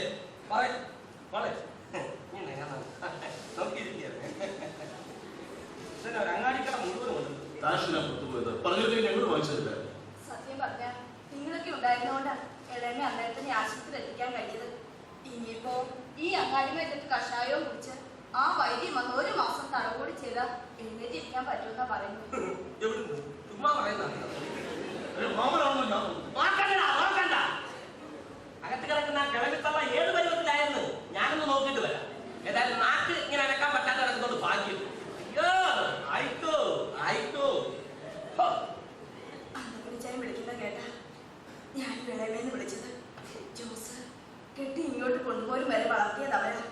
മേലാണ്ടായപ്പോ അവരെ നോക്കേണ്ട തന്നെ കടപ്പാടണ്ടേ. തെറാപ്പി ചികിത്സയ്ക്ക് വൈദ്യരെ കൊണ്ടുവരാൻ അന്നപ്പിടിച്ചാൽ സമ്മതിച്ചിട്ടുണ്ട്. പിഴക്കമൊക്കെ തീർന്ന മട്ട.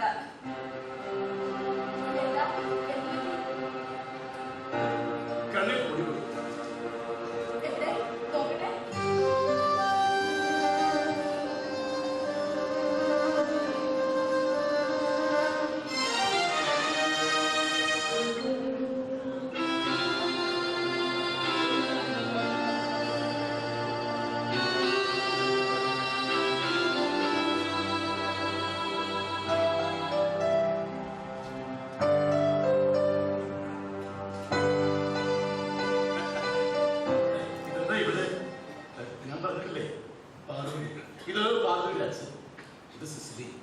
ജോസിന്റെ ഭാര്യ ഇരിക്കൂ, ഞാൻ കുടിക്കാൻ എടുക്കാം. സിസിലി, പാർവതിയുടെ അച്ഛൻ മധുരം ഉപയോഗിക്കില്ല. പാർവതി,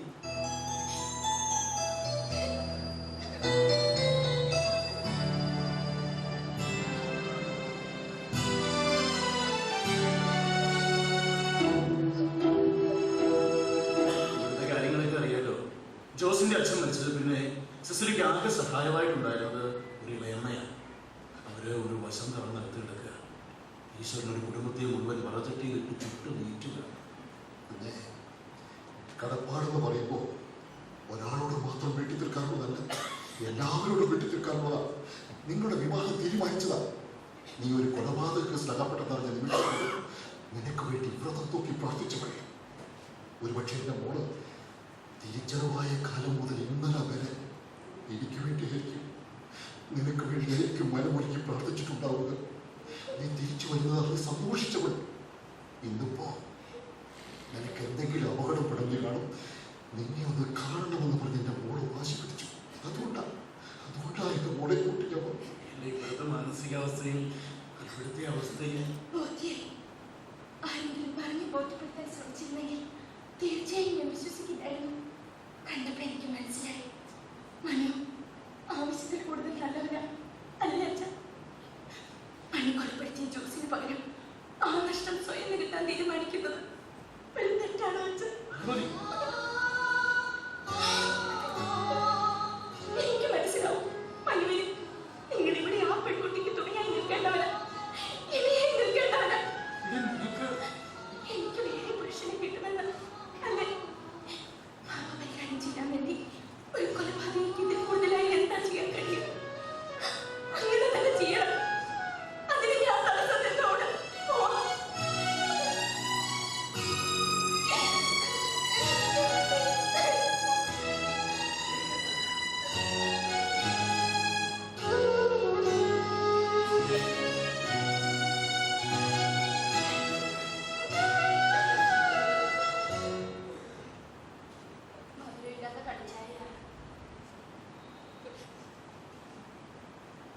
പഞ്ചസാര തീർന്നു പോയി. പാർവതിക്ക് ഇതൊക്കെ ശീലമാവോ എന്തോ. പാവപ്പെട്ടവരുടെ ജീവിതം അങ്ങനെ കഴിക്കൂ.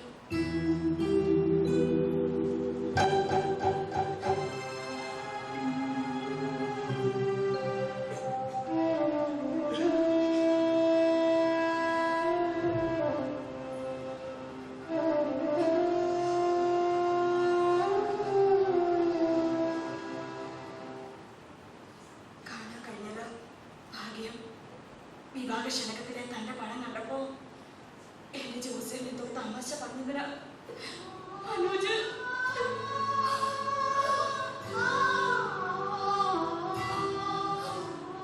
അത്രയ്ക്കിഷ്ടം.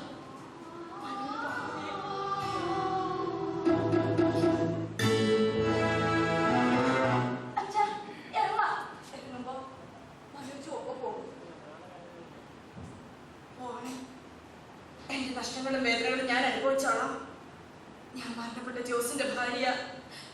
ഈ കഴുത്തിലെ മില്ല് ജോസ് അറിയിച്ചതാ. മരണം വരെ ഇതെന്റെ ഹൃദയത്തിൽ തൊട്ട് കിടക്കും. മരണം വരെ ഞാൻ ജോസിന്റെ ഭാര്യയുമായിരിക്കും. മനോജിനെ വിധവയാക്കി ഇനി കാര്യം കാണിച്ച് നിങ്ങൾ എന്റെ മാനം കെടുത്തരുത്.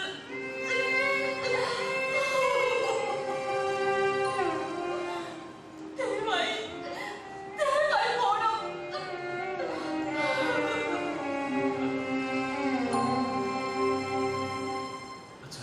സിസിലി എന്നോട് മനസ്സുകൊണ്ട് ക്ഷമിച്ചോന്ന് എനിക്കറിയില്ല. ഞാൻ ഇനി എങ്ങനെ പരിഹാരമാവണമെന്നും അറിയില്ല. അച്ഛൻ പറയൂ, ദയവിരുന്ന് വാങ്ങി എന്നെ മടക്കിക്കൊണ്ടുവരേണ്ടിരുന്നു. മോനെ, ഈ ലോകത്ത് നടക്കുന്ന 50% കൊലപാതകങ്ങളും ആരും വേണമെന്ന് കരുതി ചെയ്യുന്നതല്ല. കൊല്ലപ്പെടുന്നവൻ മാത്രമല്ല മരിക്കുന്നത്, അവനെ ആശ്രയിക്കുന്ന ഭാര്യ, മക്കൾ, മാതാപിതാക്കൾ ഒക്കെ ആ കൂട്ടത്തിൽപ്പെടുന്നു. എന്നാൽ കൊന്നവനെ ശിക്ഷിക്കുന്നത് അവരുടെ ദുഃഖത്തിനുള്ള പരിഹാരമാണ്. പാപം ഒരു യാദൃശ്ചികതയും പാപബോധം ഒരു സത്യവുമാണ് മോനെ. അടുത്തു വാ. ഞാൻ സംരക്ഷിക്കും നിന്നെ ശിഷ്ടകാലം എന്റെ മകളായി.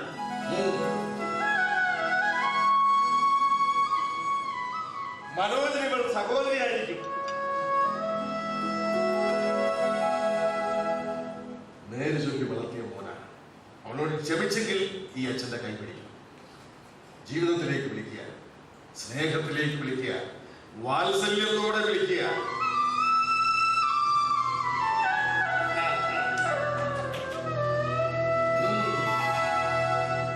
അപ്പോഴേ ആ കളരുത്തള്ള ഇടുന്നോ അതോ നമ്മളോട് കൊണ്ടുപോകും? ആരെ ഉപേക്ഷിക്കണോ? അതെ, നമ്മുടെ വാത്സല്യ